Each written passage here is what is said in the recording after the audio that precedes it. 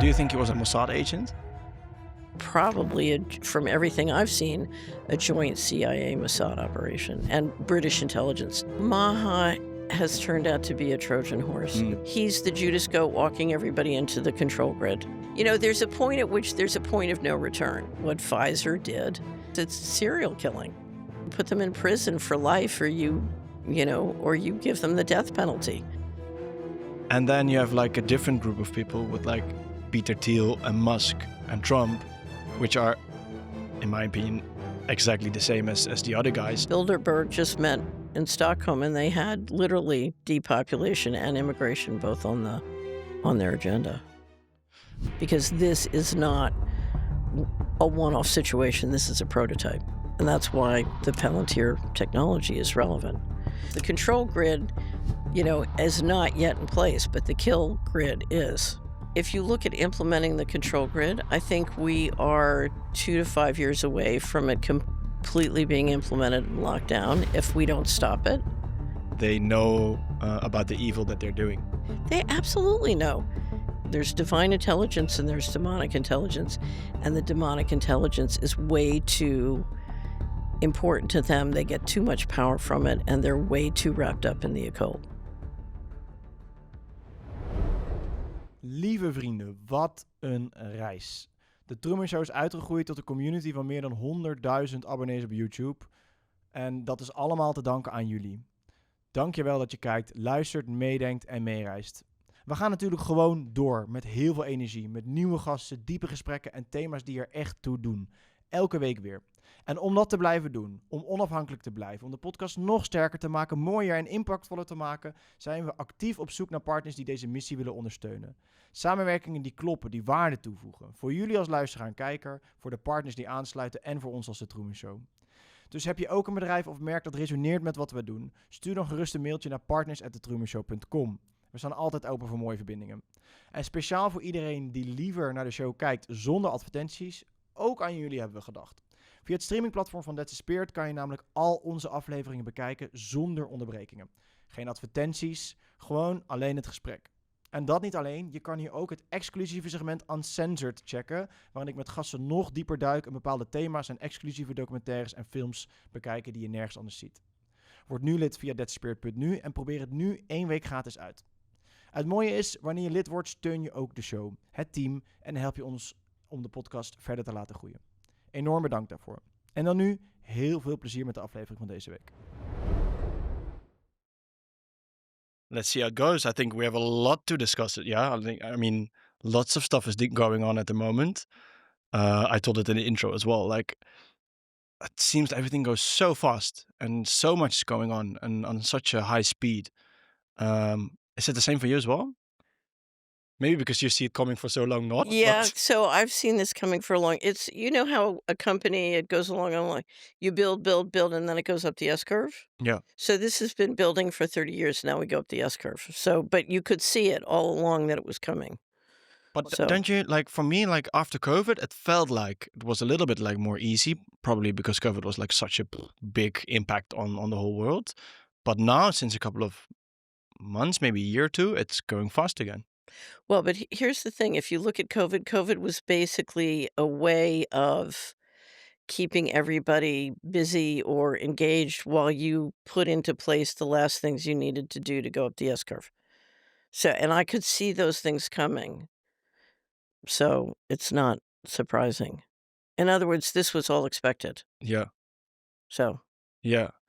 Yeah, I understand it was expected, but then it still like can catch you off guard a little bit. Maybe not off guard, but well, you can know that it's coming at the same time. That doesn't remove the unpleasantness of riding up the S curve. So it doesn't, I always think because I've anticipated it that I'll be able somehow to avoid the unpleasantness, but not it's- really. Maybe a little bit. Here's the thing. I hate seeing people harmed. And I just came back from 2.5 months of driving around America and doing meet and greets. And when you see the harm, if you see the death and the disability and the maiming and the bankruptcy, it's really gruesome. So, and no matter how much you know that's going to happen, it's still hard to watch.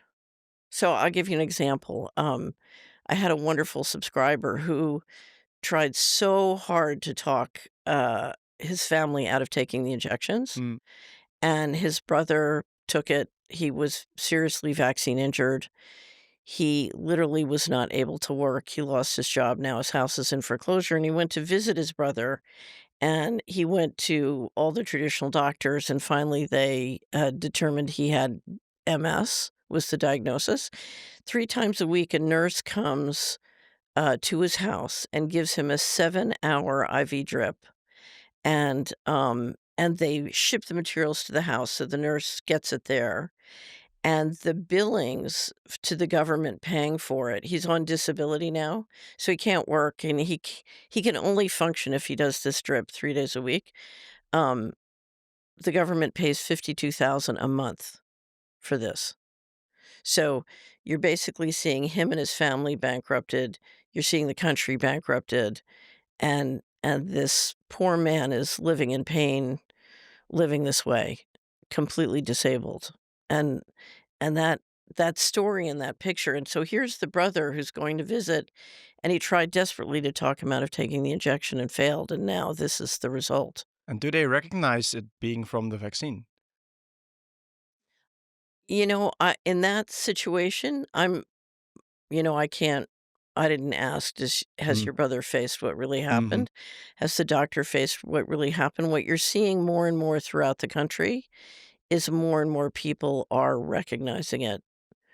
So if you look at the polls, I don't know, 3 or 4 months ago, one of the leading pollsters said more than 50% of the American people knew someone who'd been killed by the vaccine. Tjus.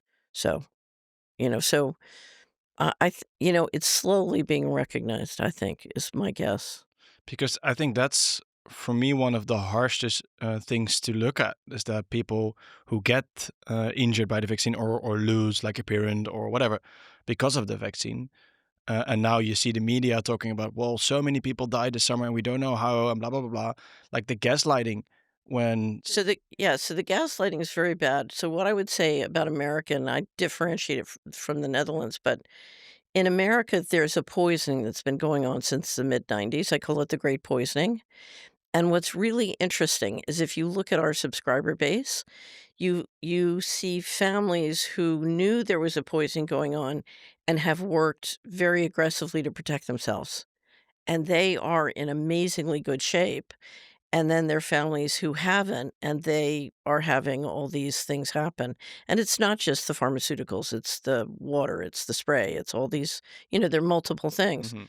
But there is this enormous divergence between the people who face what's going on and act successfully, and the people who don't face, they believe the gaslighting, and then they just get drowned.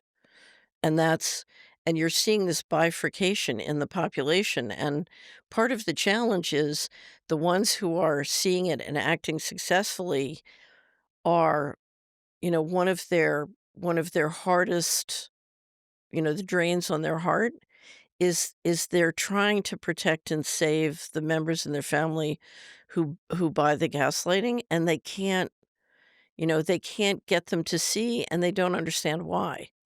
And they're watching them go down, and it's a challenge because if your family failing in this way suddenly needs 1,000 hours of help a year from you, it could destroy you too. So they're struggling with how do I how do I get them to protect themselves, and how do I get them to take effective action? And if I can't, how do I let them go? So that bifurcation in the population is causing just enormous heartbreak. Mooie mensen, ik wil graag wat delen over Modern Native. Zij hebben namelijk de wijsheid van onze voorouders in een modern jasje gestoken. Waarom waren onze voorouders gezonder dan wij zonder synthetische vitamines? De belangrijkste reden is heel simpel. Hun dieet zat vol met orgaanvlees, een bron van essentiële voedingsstoffen. Onze moderne voeding mist deze cruciale voedingsstoffen, waardoor veel mensen zich moe voelen, chronische stress ervaren en heel snel ziek worden. Modern Native heeft daarom de kracht van orgaanvlees in natuurlijke orgaansupplementen verwerkt die je lichaam herkent en goed opneemt. Een groot deel van de 15.000 tevreden Modern Native klanten merkt bij gebruik van de orgaansupplementen heel snel een verschil. Het resultaat: meer energie, een betere weerstand, gezonde haar en zelfs een boost in je libido. Dus ben jij benieuwd hoe de natuurlijke orgaansupplementen van Modern Native jou helpen? Ga dan naar modernnative.nl/orgaanmix voor meer info en gebruik de code TMS voor 10% korting op je aankoop. What do you think of, now we're talking about this subject, what do you think of the whole Maha movement at this moment? Because for me, it's like so difficult to pinpoint. So Maha has turned out to be a Trojan horse. It's just I don't know if you saw this. Kennedy just came out and he said his vision for everybody in America is they have a wearable, which means Jeez. he's the Judas goat walking everybody into the control grid. So, I think any hope that he was playing an inside game. My hope was he was playing an inside game and sort of making compromises so he could get something done. But what he's trying to he and Elon Musk are having a competition for who can get the most people into the control grid the fastest. So, do you know what a Judas goat is in livestock management? No. Okay. A Judas goat, you'll train a goat to walk all the sheep into the slaughterhouse. So here's the slaughterhouse. The Judas goat kind of walks in, and right at the end, he turns, and then the sheep go into the slaughterhouse. So his job is to steer people, and so I was hoping Kennedy was playing an inside game, but he's, based on what he said the other day, he's the Judas goat. And he and Musk are having a competition, I think, for making the control grid fashionable. Yeah. So A couple of weeks ago, you had like this outburst of Musk and Trump, where I think, what did Musk do? He told that Trump was on the Epstein list as well. Yeah. well, the thing was, he said the big beautiful bill was I forget his exact words, but basically said it was, I'm trying to think of the way to the big beautiful bill is one of the stinkiest pots of legislative evil that you've ever. Anyway, so I don't know what it was in the big beautiful bill because there's so many different things that could cause offense, but he was very critical. And that, I think, is what got started, and then he pointed out, as I would say, Trump's Epstein file is bigger than the Encyclopedia Britannica is the way I would describe it. So you being from the Netherlands might not know the Encyclopedia Britannica, but it's a huge, when we were kids, we had a, like 25-volume Encyclopedia Britannica, so, yeah. So he and Epstein were best friends. Trump. Yeah. Yeah. Right. Yeah, for a long time. Well, you can see the pictures everywhere. Well, the one I love is, so Epstein was basically part of the, Les Wexner operation, and Wexner bought him a house on East 71st Street. So I used to live I had an apartment on East 64th when I first got to New York, so it was my neighborhood. Anyway, so he bought him a house on East 71st Street, and then, um, after a relatively short time, he moved him next door to a much bigger house, which is the one you always see in the pictures of Epstein's house. The first house he sold to Howard Lutnick, who's the Secretary of Commerce and co-chairman of the transition team, right? So Lutnick for many years was Epstein's next door neighbor, which to me intuitively makes a lot of sense because Epstein was primarily a money laundering network, in my opinion. And so having a primary dealer, there are only 24 primary dealers in the New York Fed. And so having a primary dealer who's running the market in Treasury securities is a logical person to put next door. I'm assuming Wexner probably had tunnels built underneath. So anyway, the whole administration is full of Epstein people. So And how is he a money laundering operation? so here's my conjecture on Epstein. Epstein, Bob Rubin, who was at the time National Economic Advisor, but then Secretary of the Treasury, introduced Epstein to Clinton. He took Epstein to the White House in 1994. And if you read Whitney Webb's wonderful books, One Nation Under Blackmail, she explains the whole thing. And I think from that time on, the number of times Epstein went to the White House was phenomenal. So then when Clinton, now in fiscal 1998, under Rubin, massive amounts of money start disappearing from the federal government, from HUD and DOD. And HUD is the mortgage market, right? And Epstein had all sorts of sort of interaction before and during with the mortgage market. Okay, so suddenly, fiscal 1998, massive amounts of money start disappearing from HUD and DOD. As soon as the Clinton administration is over, Epstein and Clinton immediately get on a plane and start flying around the world, and countries start donating massive amounts of money to the Clinton Foundation. Now, my guess is that that Epstein, because when you have to launder what was ultimately, that we know of by 2015, $21 trillion, laundering it, it's hard to put that just through pizza restaurants. Sure. So I think Enron was one of the operations they were using to launder it, is one of my guesses, and I did a lot of research at one point on Enron, but I think the other way they were laundering it was, the New York Fed, I'm just making this up out of thin air, so this is a guess.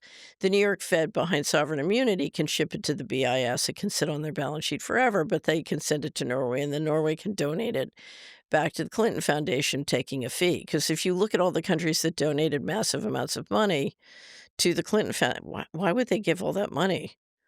Their own taxpayers' money to the Clinton Foundation. I think they were just probably laundering it through those countries, is my guess. Anyway, but if you look at the 21 trillion, Epstein's operation parallels that process of, basically a financial coup being engineered, and the need to launder huge amounts of money. And of course, we know that control files are very helpful if you want to launder that kind of money. So I don't think you could have ever stolen, or engineered the financial coup and massive amounts of money without control files. Now, there's a whole level of control file operations that's like getting all the government accountants to watch porn and then nailing them on it through the FBI, and that's one kind of operation. But then you have a much higher level of government officials, and people like Trump that need to be, worked at a much more sophisticated level, and that seemed to be his specialty. Do you want the very best magazine with an exclusive discount to equip yourself against everything happening in the world right now and to gain the knowledge that will keep you safe in uncertain times? Catherine Austin Fitz has dedicated her life to exposing the financial and geopolitical forces that shape our lives, often operating behind the scenes. She shares all this knowledge through the Solari Report, a platform offering sharp analysis, unique interviews, and quarterly magazines available in print and digital formats. Want access to all the online content? Then the digital subscription is the ideal. Prefer to receive the wrap-ups in print as well? Choose the digital plus print option, starting with an exclusive 10% discount, which will save you up to almost $40. Subscribe via the link in the show notes to inform and empower yourself while supporting free and independent journalism. And do you think that Epstein, first of all, do you think he was a Mossad agent? I think that operation was very integrated with both U.S. intelligence and Israeli intelligence. So I'm assuming it was probably, from everything I've seen, a joint CIA Mossad operation and British intelligence. So if you look from World War II on, how integrated British intelligence is with U.S. intelligence, but if you also look at how British intelligence has used the Mossad and Israel as its proxy to do many things, so I'm assuming it was very integrated with British, Israeli, and U.S. intelligence. It is quite hard to distinguish those three, yeah. Those the Mossad, CIA, and the British. Yeah, if they're operating on U.S. territory, so if the Mossad is operating on U.S. territory, it's hard to imagine it's not operating with complete approval of the U.S. military and intelligence. Larry Wilkinson just gave another interview where he talked about the Secretary of Defense working for it, complaining that Mossad was controlling the Pentagon and running the running the Pentagon. And Wilkerson was talking about how Mossad was free to go in and out without IDs and other things at the Pentagon. They had the run of the Pentagon. So, so these are, in my experience, when it's on U.S. soil, the U.S. has phenomenally tight control, but, Mossad has free range to operate. And So, like, you think do you believe that Trump was also like on the list of Epstein, with him, obviously, all those other people as well, so that Epstein had some stuff on him, so that the CIA or maybe Mossad or who, I don't care who, could control him, So can control him? here's the thing. So I was targeted by the Department of Justice, and I'm assuming the covert operations were done by the CIA for because of a variety of stories I'm happy to tell you. But what I learned was I spent 11 years plus proving that the stories they made up about me were false.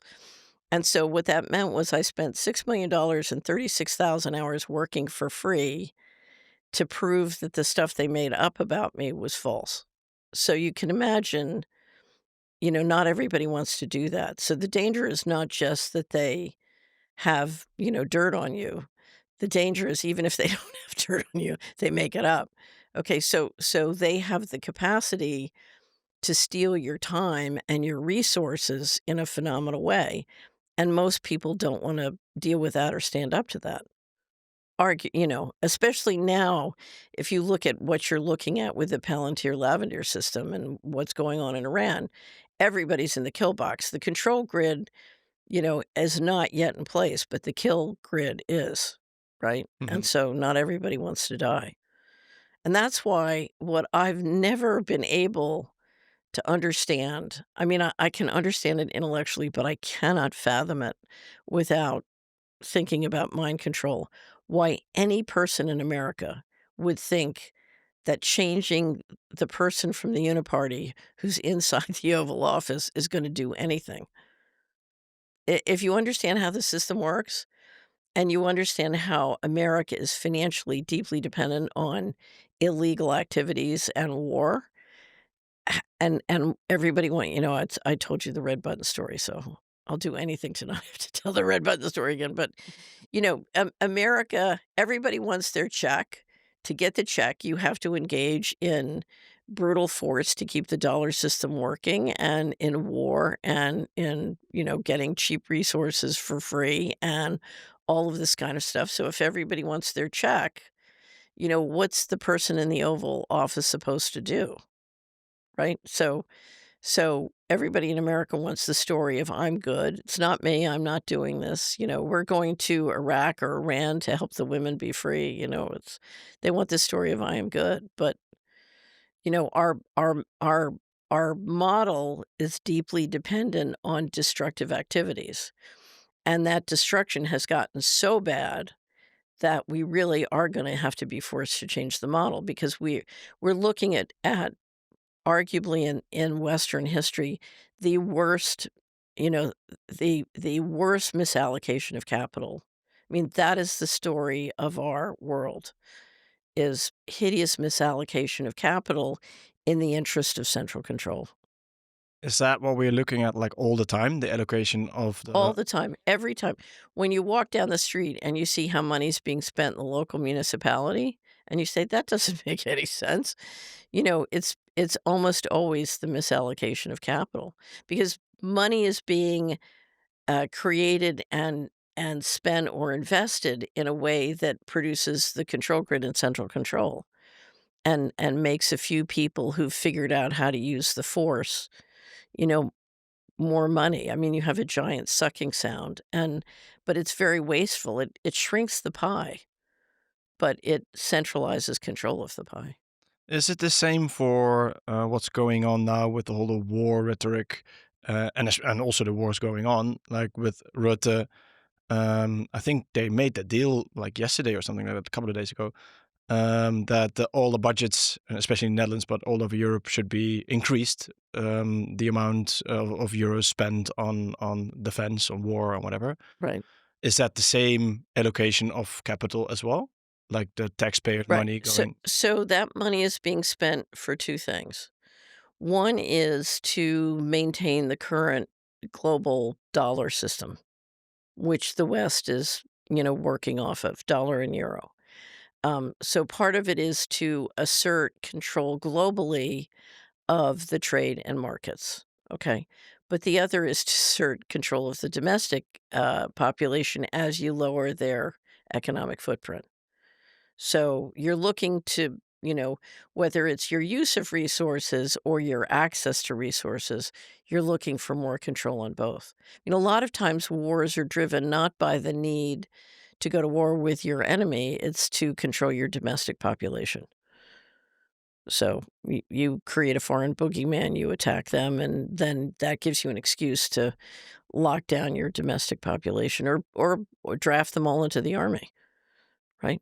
So, but if you look at what the dollar if you look at the Anglo-American alliance and you look at what our plan was to build a unipolar model. So when the Soviet Union went down, um, essentially the Americans said, we're now going to lead a unipolar model and we're going to be the world hegemon.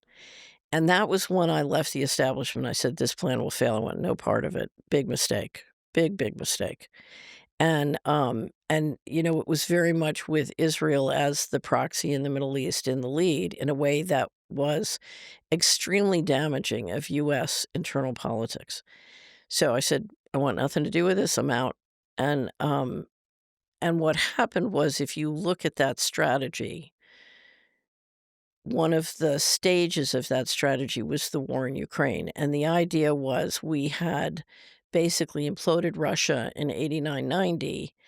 Russia had built back faster than we expected. We needed the Russian resources if we were going to maintain hegemony against China.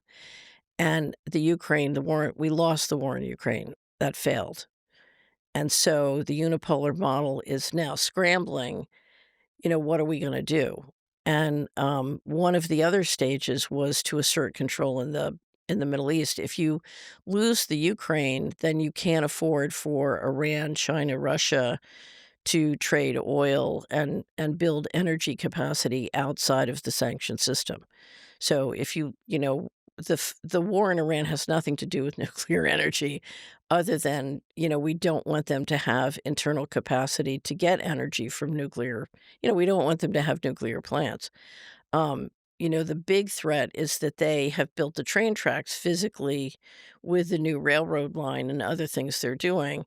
They've built the train tracks physically and financially to escape the dollar system. And with China, Russia, and Iran outside the dollar system in a big way, it really threatens the dollar system. And that's what the current attack, the current squabble is all about. So, because they lost the war in Ukraine, they had to move maybe faster than they wanted on Iran. Is that true? It's hard to say. I mean, from the moment Trump got into office, he has been openly engaging the global audience in how we're going to reorganize the model. So if you lose Ukraine and you can't go east west, suddenly he's talking about getting Greenland and Yeah. Canada. And I was just up in Toronto and Montreal, and the Canadians really believe that Alberta is going to end, and even Saskatchewan may end up as part of the United States. Because what he's saying is, look, the oil and resources I needed by going east west and imploding Russia, I didn't get. So now I have to go north south.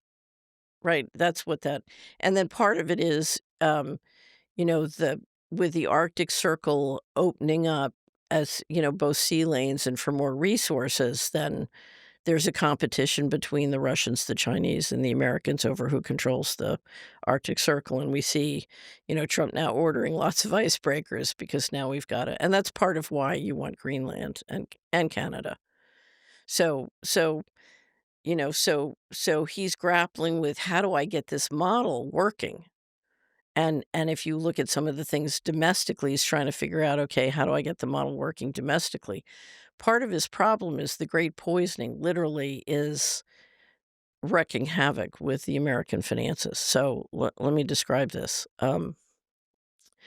The military budget this last year was 857 billion, and Hegseth, the Secretary of Defense, wants to take it up to $1 trillion.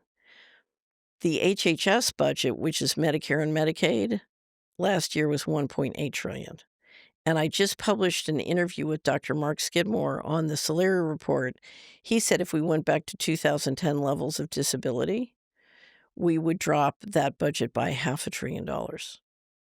Now, what's interesting is you have a much higher death rate. So the death rate is rising, life expectancy continues to fall. It's been falling for some time, but that's accelerating. And that's saving you money on Social Security and the pension funds, but it's losing you money on I told you the story. If one IV, you know, drip costs 52,000 a month and that's $600,000 plus a year for one disabled person. So it's a combination of both people getting sicker, but also if you look at our medical system, for example, the per capita cost of the Swiss system is 8,500, one of the most expensive in the world. The US is 13,500 per person. So the one of the reasons you see Kennedy talking about what he's talking about is the economics of the system don't work, and you're literally with the great poison, you're causing an extinction level event in the population, but you're also causing a bankruptcy of the country. Wasn't that the plan to begin with, like the depopulation, right? Right, right. So Bilderberg just met in Stockholm, and they had literally depopulation and immigration both on the as far as I know, it's the first time they literally used the word depopulation on their agenda. It's funny. Well, it's not really funny, but I didn't know that officially the life expectancy was declining already. I mean, it makes total sense. Well, But if you look at the charts that I've seen, and we have them up at the Solari report, you have if you take the 20 top industrial countries, they're all steadily going up. And then when the financial coup starts in the United States starts to diverge, but it's relatively dropping slowly, but it's not rising with the others. It's just dropping. And then in the pandemic, it falls off the cliff. And it's not from the numbers I've seen, Denny Rancor up in Canada has done a lot. It's not falling from a virus disease. It's dropping from the vaccines. So and if you look at the divergence post-COVID of the 19 countries with the United States, it's clearly a poisoning. because that's always an argument when you tell people about this, like especially when you try to tell them like maybe our food isn't that healthy, or maybe our the medicine that we take aren't that good for us. Then like, but what you're talking about, because the life expectancy is always like increasing and we're getting older and older and healthier. But like obviously I know it's not true, but it's good to hear like it's really not true. So I can't tell, I'm much closer to what's going on in the United States. I see what I see in the Netherlands is the food in the store is not as good as it was when I got here. But the quality of the food in the Netherlands is so much higher than the United States. It's very difficult for me to in any way complain because it's just like, you know, why complain about heaven, right? So the quality of the food here is very, very good. And in Europe, it's particularly Northern Europe, it's much better than in the United States. United States has been falling for some time. Hmm. Um, but we just did a great interview on the Solari Report, which we'll publish next week with Dr. Suzanne Humphreys. And it's called mRNA. Will we ever understand what the mysterious ingredients are? And because if you look at the spray above us, if you look at the food and you look at the pharmaceuticals, we keep finding these mysterious ingredients. And the question is, what are they and how do they relate to things like the Internet of Bodies? Because there is an effort, what I believe is there is a concerted effort across all these different areas, and we've seen it in the food too, to get bioengineered particles into our bodies. And that is very, very scary and concerning. So you So think that's already happening through the food, for example? it certainly is in the United States. And one of the things I will tell you, that's the GMOs and the pesticides are gruesome enough. If you look at what's happening with pesticides in the United States, Bayer is trying to get indemnification state by state and even federally for pesticide makers. So we know how well that worked for vaccine makers, giving them just carte blanche indemnification. They're trying to get that, and the states are having quite a legislative battle as the lobbyists come in and try and get indemnification. So, and it's very, very dangerous because we know how damaging and harmful the pesticides are. And of course, the reason they want it is they're getting sued. And my feeling is when you kill people, you should get sued. So At least that. at least that. So I'm a great believer, if there's a death penalty, here are corporations and here are humans. If a human kills another human, death penalty in America. If a corporation kills humans, no death penalty. They simply give a percent of the profits to the Department of Justice and go on killing. Which he already calculated to begin with. Right, Yeah. right. So, I'm a great believer that, for example, states have the ability to pull the license to operate. I think if a company is intentionally killing people, they ought to have their license to operate killed. Do you think that the companies are intentionally killing people? Yeah, You know? absolutely. Absolutely. Now, some companies, are not intentionally killing people, but they run dangerous businesses. The oil business is a difficult, dangerous business, and from what I've seen, the oil companies work very hard to do as much as they can for safety, but you have accidents, people die. So I'm not talking about that. Great companies make mistakes. They're human systems. And death happens, and that's understandable, but there are companies that absolutely they're serial killers. I mean, and that's the problem I have, when I wanna look at say, if you look at sort of the discussion in the United States about reforming pharma, my attitude is it's like reforming the Russian mob. Are you kidding me? We're not gonna there's a point at which there's a point of no return. And, these companies, in my experience, I mean, if you look at what Pfizer did, my my my l assessment of that is it's serial killing. I mean, you don't come back from mass atrocity, right? You don't reform. I mean, what do you do with a serial killer? You put them in prison for life, or you give them the death penalty. Mm. But you don't think you can reform them and let them keep running around. Mm. What's hard about that? Yeah. Yeah. It's always hard to imagine, like, on which level they know about the evil that they're doing. They absolutely know. It's something I've run large enterprises. I've run private companies. I've run government agencies.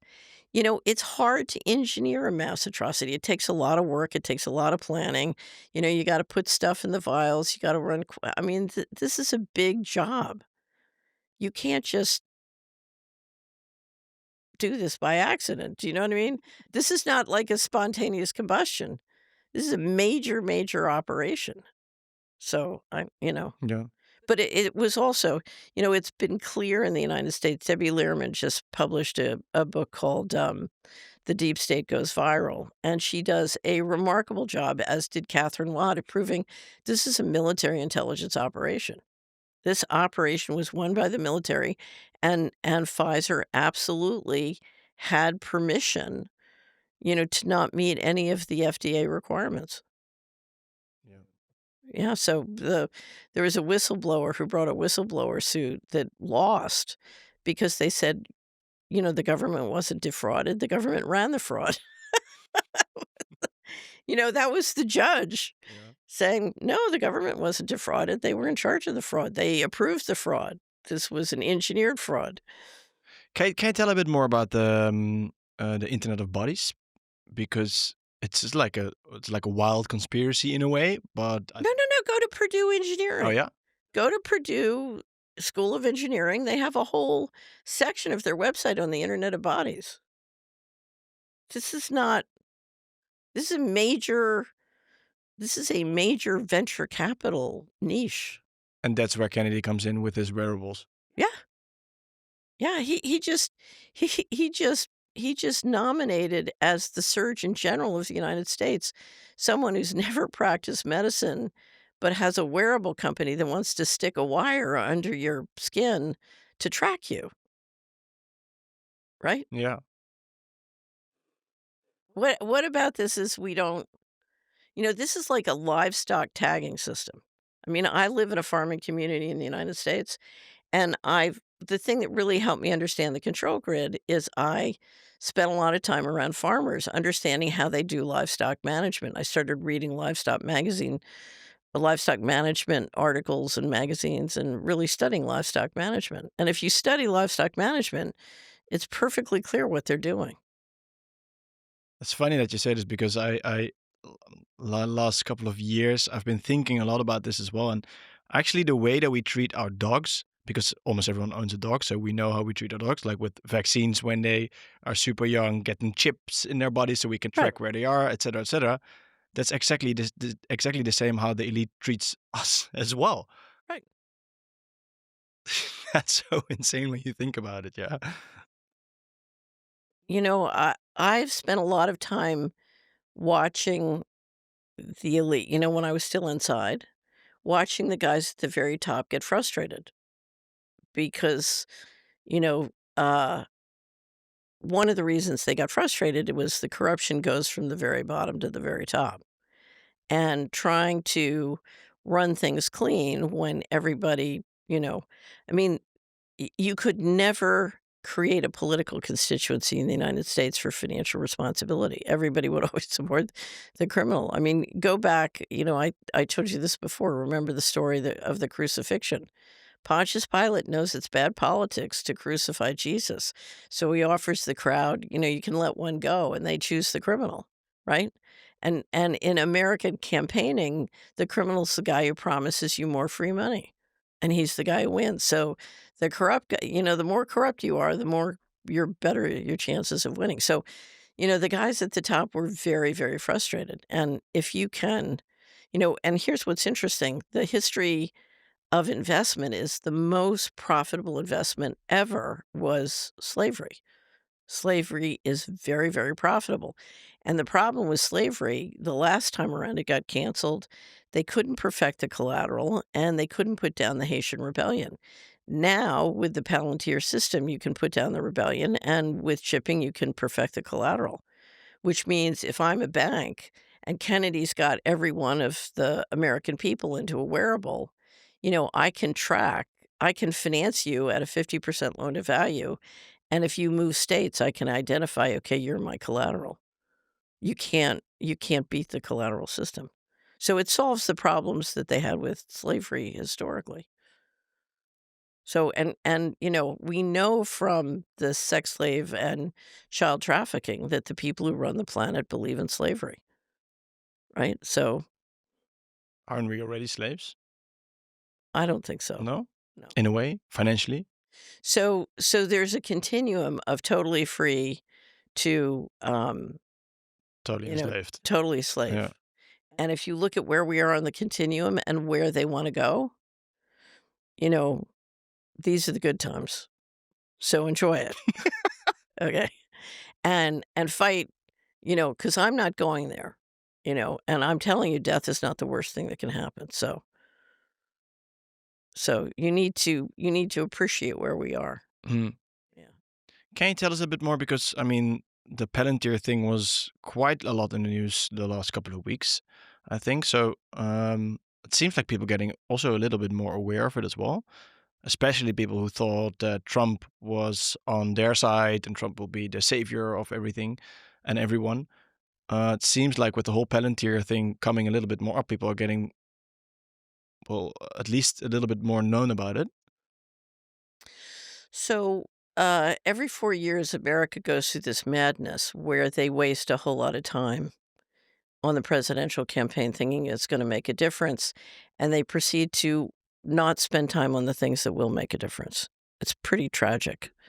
Um, but it it seems to work for everybody. It's very entertaining. It's a form of theater, but you had a lot of people who and I give a lot of credit to the entrainment technology because, if you look at what Trump did in his first administration, why anybody thought that this guy would protect them from the control grid, I can't.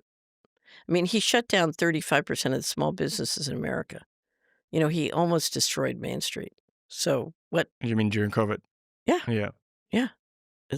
you know, and those policies had nothing to do with medical science or health. They were straight military, we're gonna shut down the economy. So the Fed injects $5 trillion and you offset that inflation by shutting down Main Street. And then the guys who get the $5 trillion can suck up and buy the assets of the guys who got shut down. I mean, what's not obvious about that? Okay. So why anybody thought now, one of the things we all like about Trump is that he got rid of there's a whole world of what's DEI and ESG and deeply offensive cultural stuff that is destroying our society and destroying our productivity.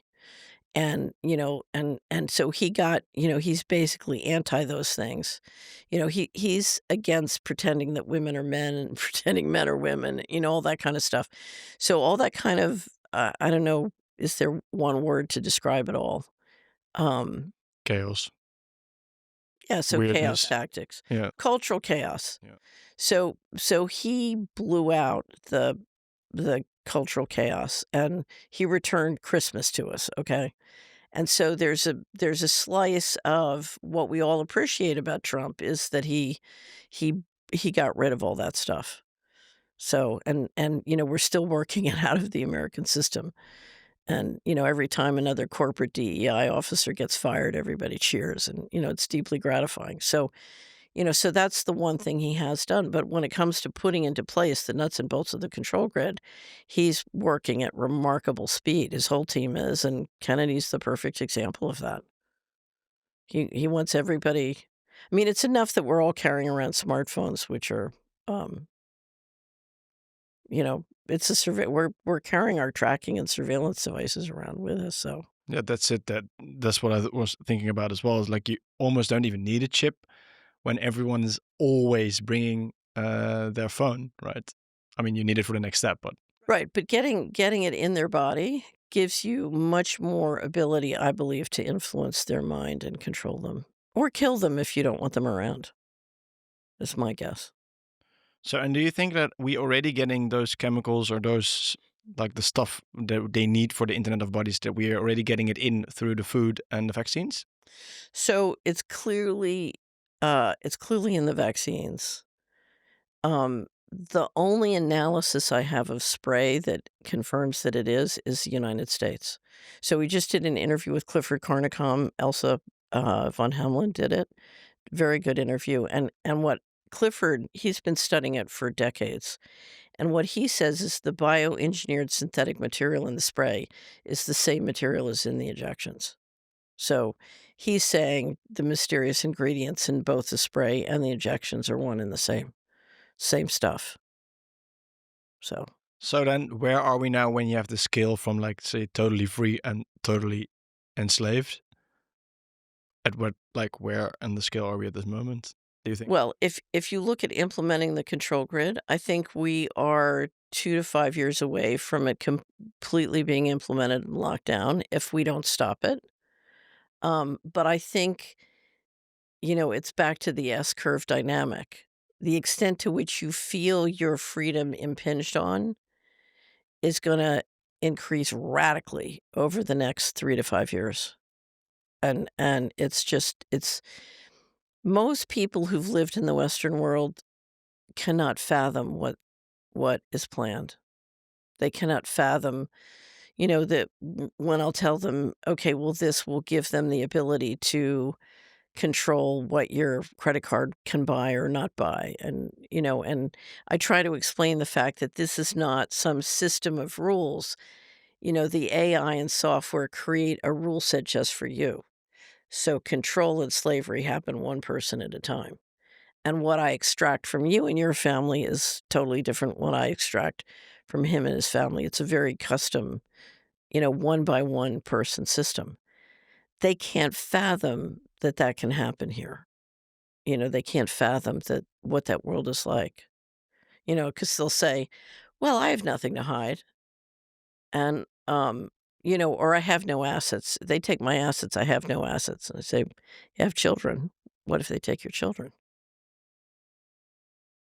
They're already that far that we already almost don't own any assets anymore, except for the children, obviously. But right, We people still own a lot of assets, mm, and and there's a inheritance process when as the boomers die, there's a huge amount of assets that can move down. If it doesn't move down and it moves, into the government or private investors, that's an enormous amount of family wealth that is destroyed. that's why they're taxing it that hard. Or at least in the Netherlands, they're going to tax it even Right, harder now. The right, inheritance, well, what you earn of that. right, right. Where does like what's Palantir doing in this game? So, I haven't studied Palantir carefully, but from what I can tell, I started watching the Lavender system. The Lavender system is used in Israel. Was used against the Palestinians, and The Economist wrote an article. It was very interesting. It said that the beauty of using or the advantage of using the Lavender system is the software picks the targets. And so no military officer is legally liable if there's a violation of international law. You can blame the AI. You can blame the AI, you can blame the software. And there's a very interesting moment last year when Peter Thiel was questioned by students at Cambridge asking about the lavender system, and he kind of melts down because it was almost like he didn't realize, okay, you're going to be held responsible for this in the court of popular opinion because, this is being used to engineer an extermination and and people are connecting the dots.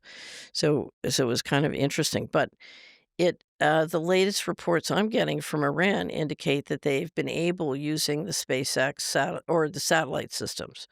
I'm assuming SpaceX is involved, but the satellite systems um, to extend lavalier across Iran. So when the Israelis attacked on June 13th, they assassinated, I think, 11 leaders. So it was both military leaders and nuclear scientists.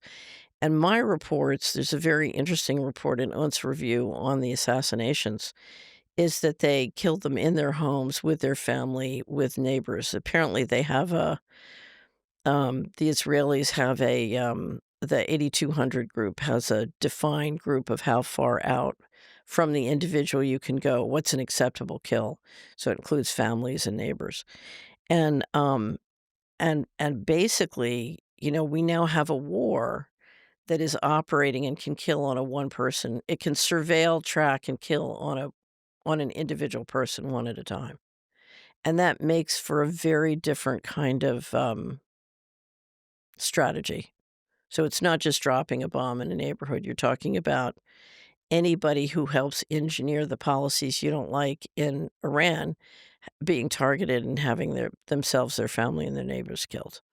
And that's because the satellites, there are so many satellites at the moment in the sky. Obviously, Musk shoot a lot of them into the sky over the past Right. couple of years. Right. And that way we can track basically everyone everywhere Right. all the time. Right. And they're But testing it's it. not just in Iran, it's here too. Mm, In other words, we're talking about a global system. And it's interesting, there was one clip I'm thinking of using in the second quarter wrap up where Karp, who's the head of Palantir, says, you know, uh, to win at war, we have to have the edge. And the edge is, if you are opposed to us, then we kill you, we kill your family, we kill, and he's very aggressive about this, what I assume is this definition of what's an acceptable kill zone when you're going after one individual. So, it's really changing the rules of war in a very dramatic way. Now, what's interesting is we're in a situation where it has become impossible since all the parties to the war lie all the time. You have no idea. You get a lot of official announcements, but like the NATO guys say they're going to spend 5%. You know, that's the headline. What does it mean? Are they really going to do it? I have no idea. mm, Would you believe them? yeah. You believe him? Well, what, increasing the budget, you mean? Yeah. But to Oh, no. 5%. No. I I don't I don't you don't know what anything means. No. It's a theater. Yeah. So I know what the script in the theater said. I just don't know so I go back. It's the Solari construct. There's an official reality, and then there's reality. So I know what NATO said the official reality is, but I have no idea how that translates into reality until I start seeing budgets and money spent. Now, let's go back to Palantir. When the Doge operation started, uh, I was concerned that the goal was just basically to privatize all the data.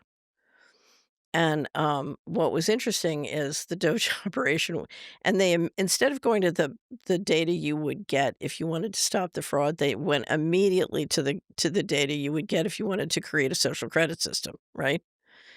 Oh, like like a heat-seeking missile, and so it was pretty clear right off the bat what they were after, and of course the taking that data in the way that it was probably taken, so I think it was taken, but I can't prove that in a court of law. If you look at how it was taken, it's massive violation of all sorts of laws.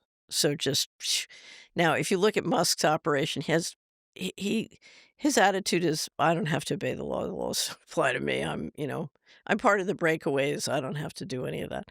Anyway, so they go in, but right after they start, they make a deal between XAI. He's out in the market raising capital for XAI, which is a wild conflict of interest. But then he does a deal with XAI with Palantir.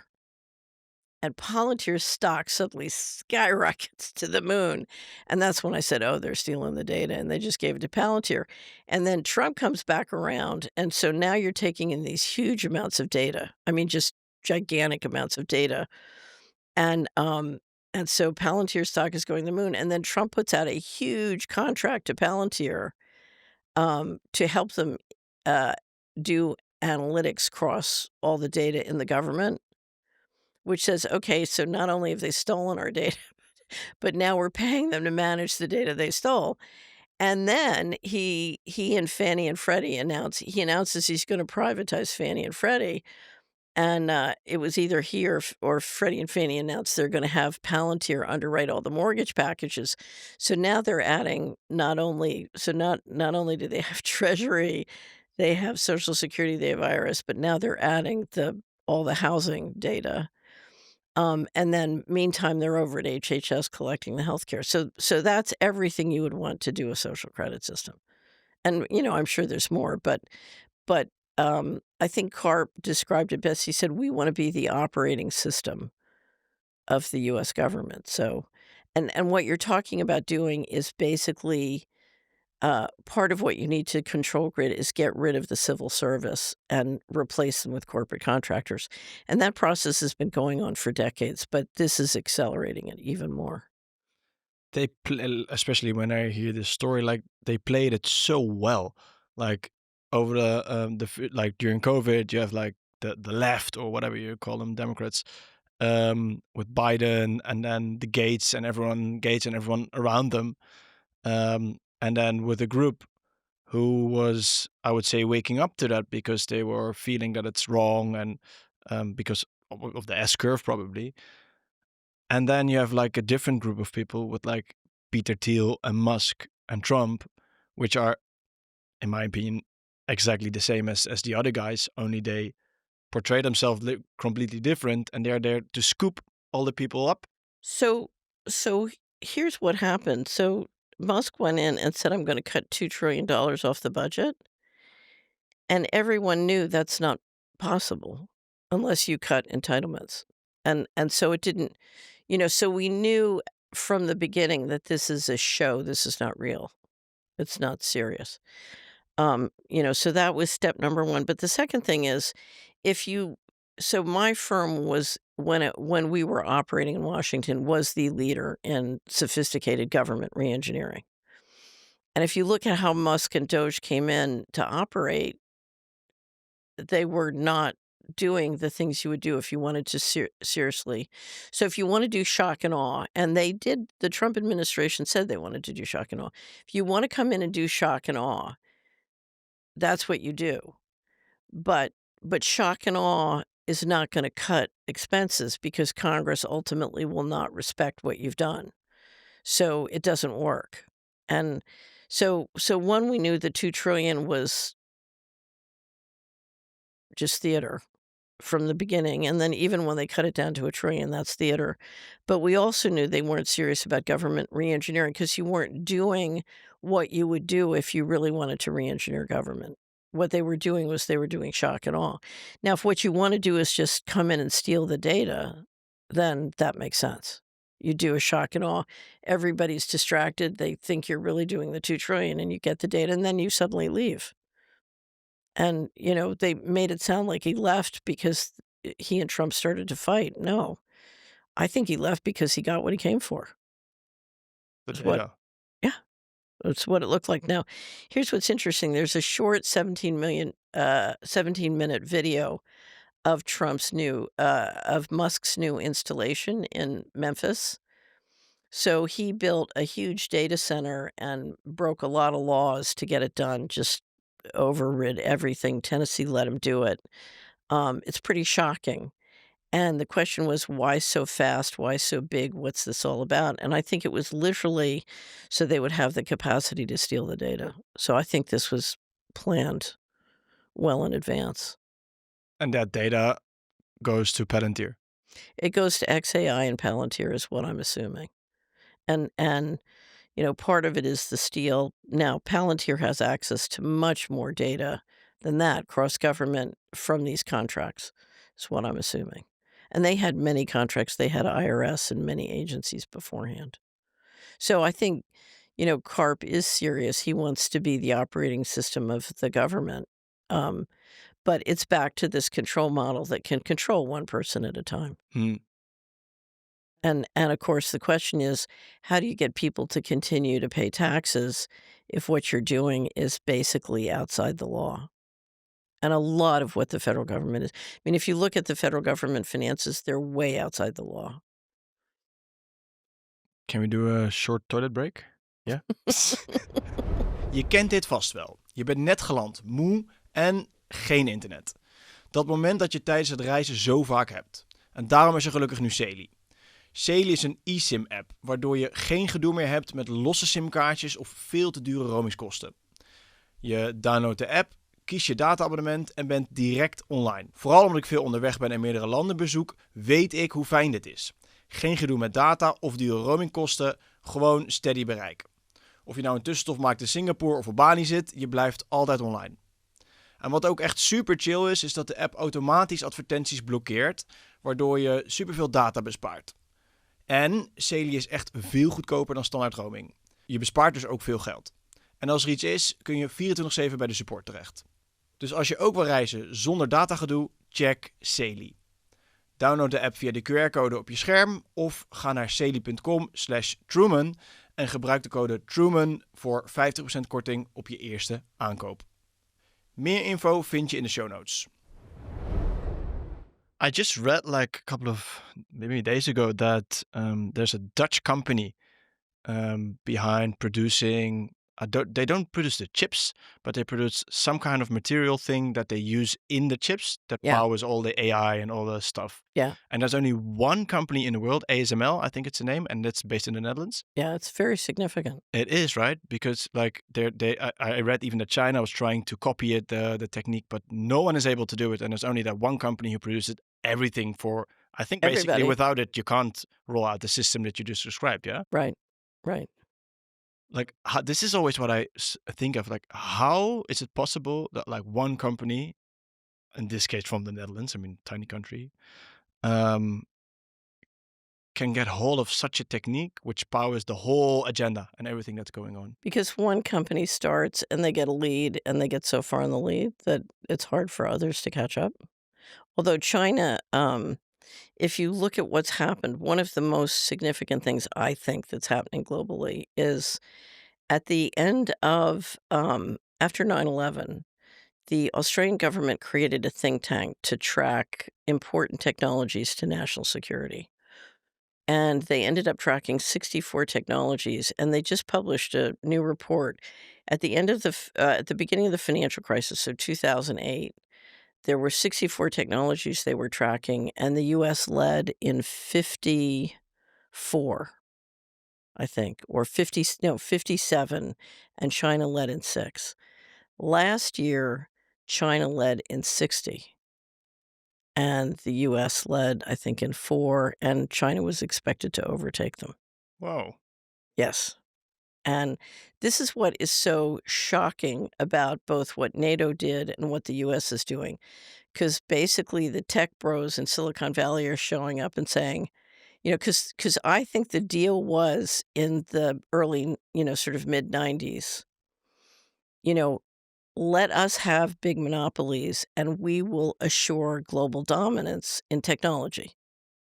And so we did. We allowed all these billionaires and we allowed all these big monopolies and, no antitrust law. And basically, they gave away the lead to China. So, we said, "Okay, we made you billionaires, we let you be billionaires, but you know something? You blew it." And so now they're saying, "Oh, give us even more money and give us, a monopoly of the US government and give us, taxpayer money and give us free rein and we'll get your lead back." And why do we trust these people to get the lead back? Mm. I don't trust them to get the lead back. But don't you think that if the technique is so important, let's say, for example, with ASML, that the technique came from something, somewhere, someone?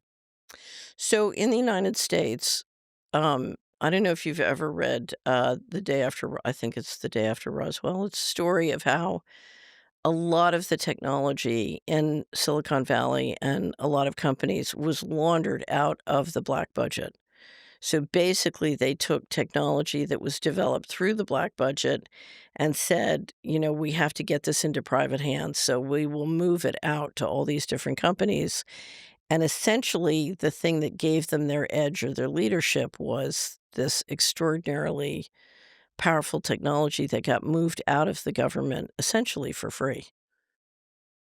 So I've been told several times by people I believe that they've tried to bring down the secrecy in the black budget and they try and figure out how to do it and they can. And one of the reasons they can is the legal liabilities of this kind of gifting of high tech out of the government. You can't get around the liabilities because these guys turned into billionaires because they got this gift. And why is that? Yeah, for example, that could be happening or in the past with Facebook as well, or maybe the internet even. Oh, yeah. I mean, it was really funny because when I was when I had the company in Washington, um, I had my chief financial officer, who was fabulous, wanted to buy a personnel software system. And I kept saying, I don't want to spend money on it. So, and I don't want that company on our system for security reasons. And I said, look, we have an intranet. Let's just have every person in the company create a web page for themselves. We'll stitch them together, and that's our personnel system. And that way they update it, and we don't have to buy software, and we don't have to update it. So when Facebook first launched, I said, "Oh, I know exactly what they're doing." We had a data servicing company that was doing. We had started a data servicing company so that we could get. We were taking people who were coming off welfare and training them how to do data servicing and shipping basically teleporting the jobs into poor neighborhoods because a lot of those people were very good, but they had daycare responsibilities or caregiving responsibilities for grandparents. So they needed, they couldn't commute to work. So we said, let's create data servicing companies in residential areas and we'll teleport the work into them. And it was surprisingly successful early on. And but we did an analysis of what the data servicing needs were.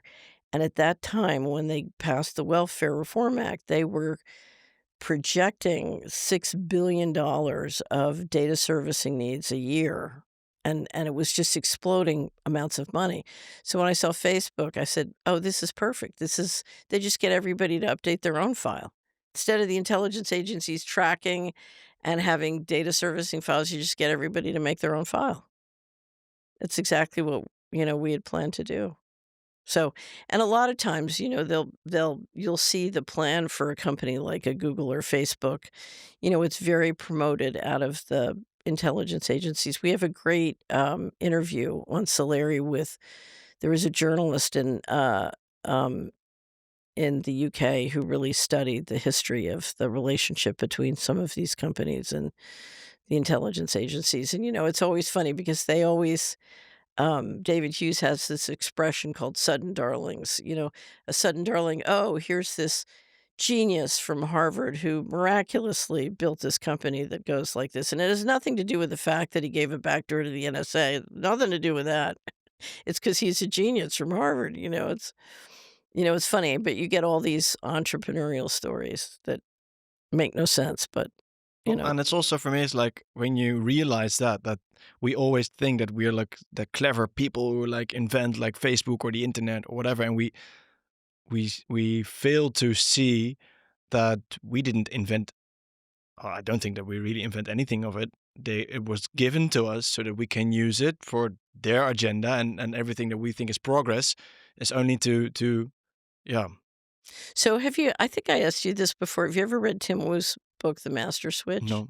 Oh, so Tim Wu was a professor at Columbia, ran for lieutenant governor in New York, and he wrote a book called The Master Switch, which is a history of information technology. And he shows how a new technology comes out, and there's this wonderful blossoming period of innovation, and everybody says, "Oh, this is fabulous. We can do so many things. We can be free. We can build wealth. It's whatever." And so there's this period of innovation, and then suddenly, wham! It's all centralized, and you get more central control. And then a new one, and it's the same thing. It's like, and then wham! And he goes through the telegram, he goes through the telegraph, he goes through the phone, he goes through radio, he goes through TV, he goes through the internet. And what you realize is, somebody's always back there ready to go. And it was funny on Wall Street, there was a firm on Wall Street where the guys who did the management of the young people would tell me, he said, "What we do is we take 20 young people, we give them all the same assignment. Then they start competing with each other when they find out that they're all doing the same assignment. And then it gets really brutal and they knock each other off and compete and whatever. And then we pick the best one. And by doing that process, we get a better result than if we just assigned it to one person." Right. So, right. So they find this period of innovation, where you go from 4,000 car companies to 2 or 3. So they think you get a better result and you go faster. I can imagine that. Yeah. Yeah, I mean, the Mr. Global believes in prototyping. So crypto, if you want a digital control system, you need an all digital transaction system. And the way to figure out how to build that is to get all these wonderful freedom fighting entrepreneurs to prototype crypto, right? It's like, here we go again. That's a message. We talked about it in the last conversation as well, and I think it's really good to talk about the topic again today because obviously we're full power now. Oh, but America is planning on rolling out stablecoins. And we're talking about a tsunami that, if they succeed, now the BIS just came out with a big criticism of America's stablecoin. So now we have I call it the Midianite thing. The gods are warring if the BIS and the Trump administration are fighting about stablecoins. It's very interesting. Anyway, but the Americans are planning. Do you know what they're up to on stablecoins? Tell me. So you know how a stablecoin works, Mhm. right? Okay, so the Americans just passed the Genius Act in the Senate, and they have to pass the Stable Act, which is the corollary in the House, and then they'll do a reconciliation, but I think they want that done by the fourth quarter. Basically, if you look at the current construct, and it could evolve, so take it with a grain of salt, instead of the New York Fed doing a CBDC, the banks that own the New York Fed will create subsidiaries and either together or individually will do stablecoins. So it's kind of like meet the new boss, same as the old boss, but it looks different, right? Hmm. And here's what's interesting. By doing it through subsidiaries of their companies, they are free of a lot of the constraints and congressional oversight of a CBDC. So if you wanna be really evil, it's a better construct than CBDC. Anyway, so but what their plan is, the stablecoins will be able to market through the mobile payment systems globally. And one of the ways they want to encourage people to use stablecoins is by freely offering credit. So if you are a small farmer anywhere in the world, they want to offer you credit to borrow money in stablecoins and use stablecoins. And this is a way of routing around the traditional banking systems. And they're hoping is it builds a big new market for US Treasuries. And Circle just did an IPO. It's one of the companies working on stablecoins. They just did an IPO at 31 and shot up to 107, in a week. So the market is very excited about stablecoins. Anyway, but if you haven't seen the new movie, and I don't recommend this as an entertainment project, but there's a new movie called G20 where the U.S. president goes to the G20 meeting in South Africa. And I would note that the G20 meeting this year is in South Africa in November. She goes to the G20 meeting and she's attacked by terrorists who are pumping a different crypto. She's trying to market the stablecoin plan to loan money and free farmers worldwide. And it's a very dreadful movie, but you kind of see the US plan for basically, this is our new round of inflation, just pumping trillions of dollars out globally. And the goal, of course, is any country you can access through the mobile payment systems get off their local currency and get them into the stable coins, which brings them into the dollar. And this will give new life to both the dollar trading market and the treasury market. So, but it's not the plan for the stablecoins to come and like erase the dollar, like instead of the dollar. No, it's to rejuvenate the dollar and the treasury market. So you're trying to significantly remember the Iraqi pallets of cash where they would just ship over.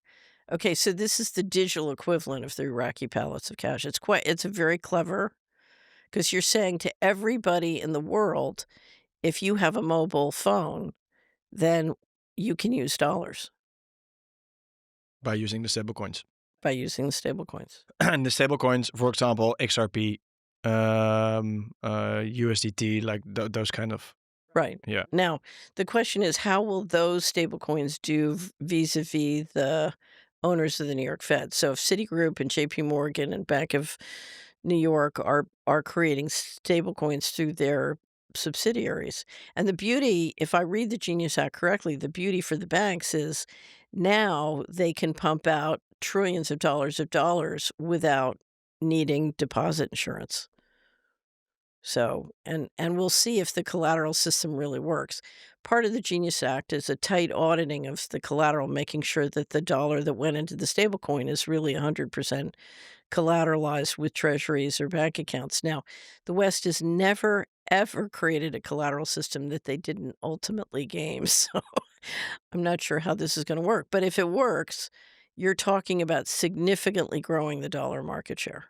And you're going to do it in a way which is wildly inflationary, but you can hide the inflation behind stable coins versus the traditional banking system. So, because when the plan is social credit score, yeah, and with Palantir and stuff and everything we discussed, I think we're quite close by. Then when you talk about plans, everyone says that the next step, or like one step to get the social credit score in, is a CBDC, right? You can do it with stable coins. All you need, the first thing you need, more important than the CBDC, is the digital ID. So in the US, the Trump administration is pushing the real ID like crazy. and they're really working hard to get everybody on the real ID. The real ID is a digital ID in the States. Um, it's for most people now, it's not used as a digital ID because it is digital, but it's they're doing it through the driver's license, and the driver's license is a card. Interestingly enough, you get a yellow gold star. It's very interesting if you look at the symbology. It's a gold circle with a white star in it, but there's variation between the states, but they're doing it through the states. So they're really pushing hard to get the real ID, and the population is pushing back. They're not buying it. So, and there's a lot of lying and nudging going on, so it's a big food fight. But the first thing you need is the digital ID. The second thing you need is you need the social credit system that can be integrated with bank accounts, with credit cards, and with a stable coin if it's done privately, or a CBDC, either way. So now what's interesting is the Fed has been slow walking the CBDC, and you even have one of the presidents of the Federal Reserve saying, why would America ever let this happen? This is terrible. So I don't think I think there are a lot of people at the Fed and in the financial system who are not so excited about going into a slavery system. Really? Yeah, yeah. I don't think they have full on. Um, it's really funny because, and I know you experience this all the time, but I'm constantly seeing people say, when Fitz said this in 2017, I just said that can't possibly be true. And she said it in 2019, and I said, I really hope that's not true. And then she said it in 2021, and I was like, and now here I am, and it's like, oh shit, it's really true. Do you know what I mean? So as that happens to people, they're not on board for this. And now it's interesting. I wanted to bring up one of the most interesting articles that I've seen so far this year was a editorial in the Tehran Times just last week that said, okay, and it was sort of a message in it to all the countries around them in the Middle East. If you're buying treasury securities, you're financing this, and you are accountable and responsible. And it was basically integrating accountability in a new and very important way. And basically raising the question of, do you want to be in the dollar system? Because the way the dollar system is working, is to fly satellites around, and if you don't do what you said, to zap you. Is that really the system you want to finance? Because you are financing it. And I thought it was interesting because for so many years, I've watched people go to work and build the control grid or put their money, their savings, whether it's where they're banking or the stocks they're buying, they're financing the control grid. And, my message is this really what you want to, is this the world you want to build for your children? Hmm. And we have the power to stop doing it. We really do. But it requires integrating how your time works, how your money works, how your purchases work, how your life works. Are you supporting the thing you say you don't want? But it's quite hard also, yeah, because our tax money also like helps it, to say the least. Your tax money helps it, but we are not without the ability to ask questions and put pressure on the tax system. Now, the problem is the Netherlands is part of a group, whether you call it the G20 nations or the NATO or any of these things. You're part of a system. And there was a magical moment a couple years ago when the former president of Finland said, there's no more room for the non-aligned. In other words, we can't stay independent. You've got to be on one side or the other. And unfortunately, and that's the problem if you're the Netherlands. The Netherlands has done, in my opinion, a remarkable job of trying to navigate the middle of the road and get along with everybody. And part of it is you have such an incredible investment history, investing and trading with everybody. So, but it's hard because if you're going to be a member of NATO, if you're going to be part of the Western Syndicate, and the Western Syndicate is moving in these ways, you have to move with them. And that's the tension if you're running the government in the Netherlands. That's funny because I always have somehow the feeling that we in the Netherlands are actually quite um, walking like in the top of countries who are implementing this whole like digital When it comes to the insaneness. food, yeah, if you we published Elsa's, pharma food, which is quite remarkable, and if you look at the destruction of the so we published Dutch farmers and fishermen and pharma food, and if you look at your leadership in destroying your food supply, it's quite remarkable, especially since, you could argue the Netherlands, certainly when I arrived here, had the finest food system in the world. Mm, Why would you wanna destroy it? It's a mystery to me, but, they're doing it. and they want to own the land, right? Well, but Destroying the farmers. what's happening is you're implementing a process where you want you're moving from the food supply being managed and operated in the land owned by farmers and fishermen to a world where it's totally corporate controlled. But you're manufacturing fake food. And the question is why? And if you look at what we're doing, and I presume it's with pesticides and telecommunications, you're basically killing off the insects. But you're saying, okay, we can grow insects in the factory and eat them. So you are, um, and if you look at what you're doing to soil with pesticides, I mean, so you're basically destroying agriculture, and on the theory that you can make all of this in factories under corporate control. And if you read Pharma Food, what you'll discover is the vision and the economics are so insane you can't imagine why anybody would do this. Now, in my experience, the people around the financial system are quite intelligent and logical. So the question for me is, why do they think this is a good idea? Other than complete corporate control of food supply, just gives you better control, Hmm. Well, that's a good reason, right? right? So I don't know, have you read Pharma Food yet? No, not yet. Oh, well, if you wanna go on a diet, it's perfect. So, I'll never forget when Elsa gave us the first, draft. It was the only time in my life that I couldn't finish something in one sitting because it was so upsetting. And I said to Elsa and the whole team, "This is gonna be the least popular thing we ever publish. Nobody's gonna read this. Nobody would voluntarily, it's so horrible, it's so disgusting." And it turned out to be wildly successful. I was completely dead wrong. And the reason was best described by one subscriber who wrote me, and she said, "For 20 years, I've been trying to get my husband to go along with buying local food." And he said, "No, it's too expensive. It's too complicated. It's too hard. I don't want to do it." So I gave him Pharma Food, and he came back and he said, "Honey, I'm all in. What can I do to help?" Mm.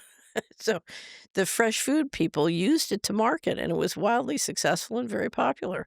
So, but when you read it, what you realize is the only way you could ever get anybody to eat this stuff is either they're totally brainwashed and mind controlled, or they're just controlled and their money will only work to buy this. So, but if you want to know why I say that death is not the worst thing that can happen, read Pharma Food. Yeah.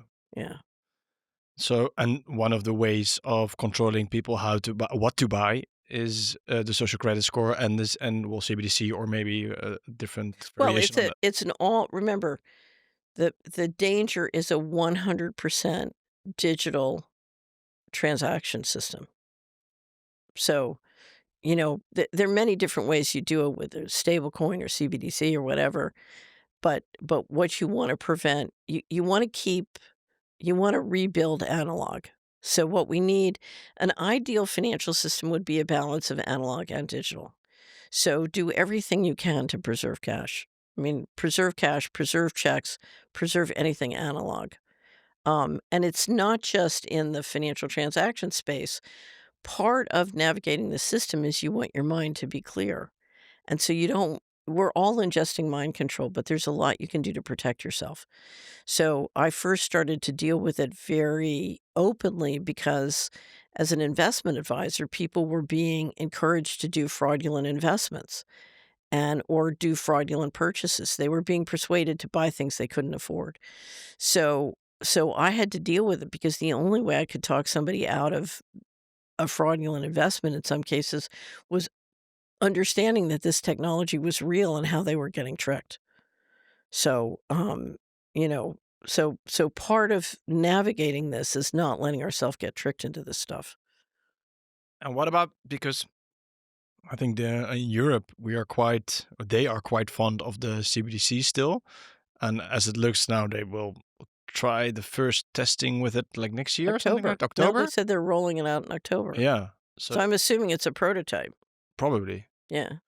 But how does it differ? Like for me, sometimes I get the feeling, and maybe you have the same as well, is that America, the States, they seem like there's change with Trump, with the people around him, and so that the people, especially in the Netherlands, also I think a lot of people are really fond of what Trump is doing, and they really believe that he will implement some change.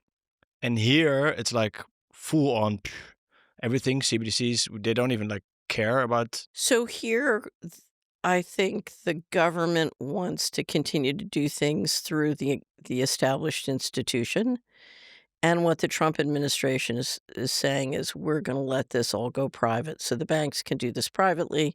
We're going to turn the government over to private companies. We're going to have the tech bros, break and redo the currency. So he's full on private. And not only is he full on private, his message is, we're open for grift nation. So not only can you do it privately, but you can line your pockets, and you can line your pockets with amazing amounts of government money.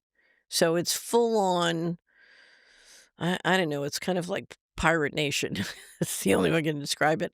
And of course that inspires lots of people trying things and lots of innovation because anything goes, right? And the message from the Department of Justice is, full on Epstein, go, go, go. you know?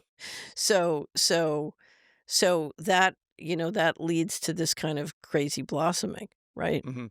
Whereas Europe is like, no, we don't want we don't want private entrepreneurs pumping and dumping the currency system, et cetera. So you get less money going into innovation, less whatever, but you also don't get the kind of messes and craziness. So I don't know if you saw this. So Jeff Bezos is getting married. I Mhm. don't know if you're aware of No. this. So he, the New York Post, I wasn't aware of this, but the New York Post put up a video 2 days ago saying, they live streamed for 2.5 hours, the boats bringing in Bezos's guests to the wedding. And then the next day there was a video that a dummy doll of Bezos had been put into the canals and an announcement that Bezos has now moving the wedding because the protests in Venice have been so great.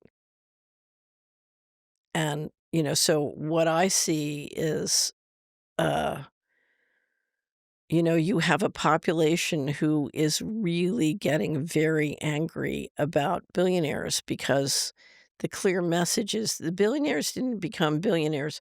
Many billionaires did not become billionaires because they worked hard and were smarter and lucky. They became billionaires because they were better at stealing government money.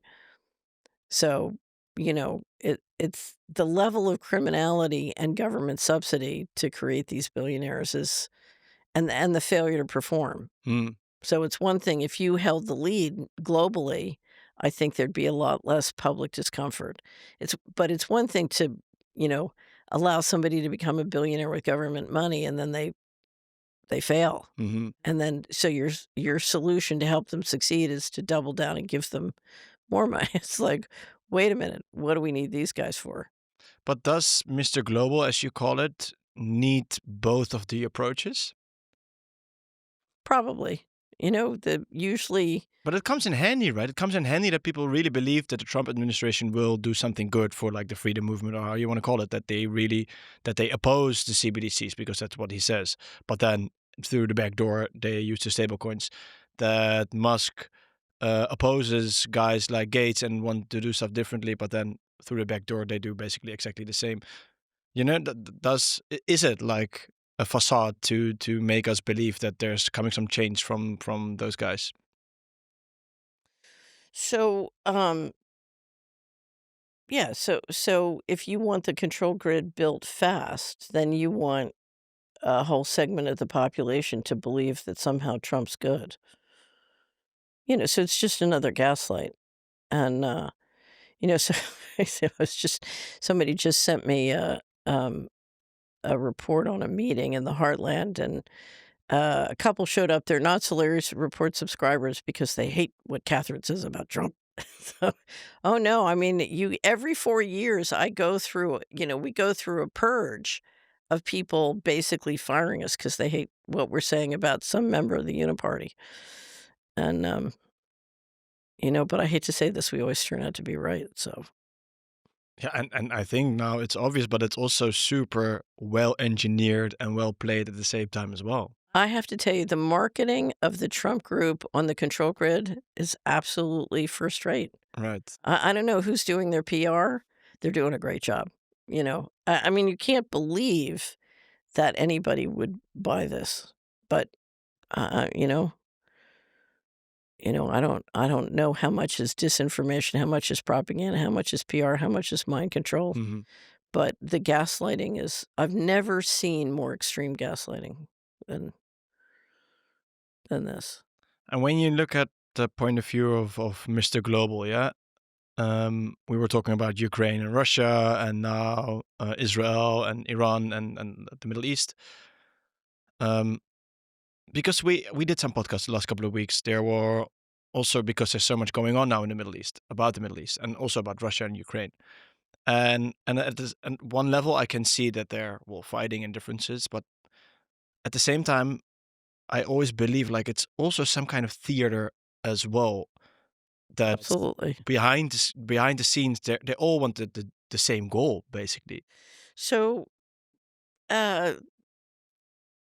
well, there are many theater aspects. Let me just bring up something because it's always hard to, as I said, we do these quarterly analysis, and it's always hard to decide. Okay, what's going on that's really important, and I think one of the things, one of the most important things happening right now is basically the genocide in Gaza, because this is the world's first live stream genocide. And Rwanda was not, as far as I know, live streamed, and this is live streamed.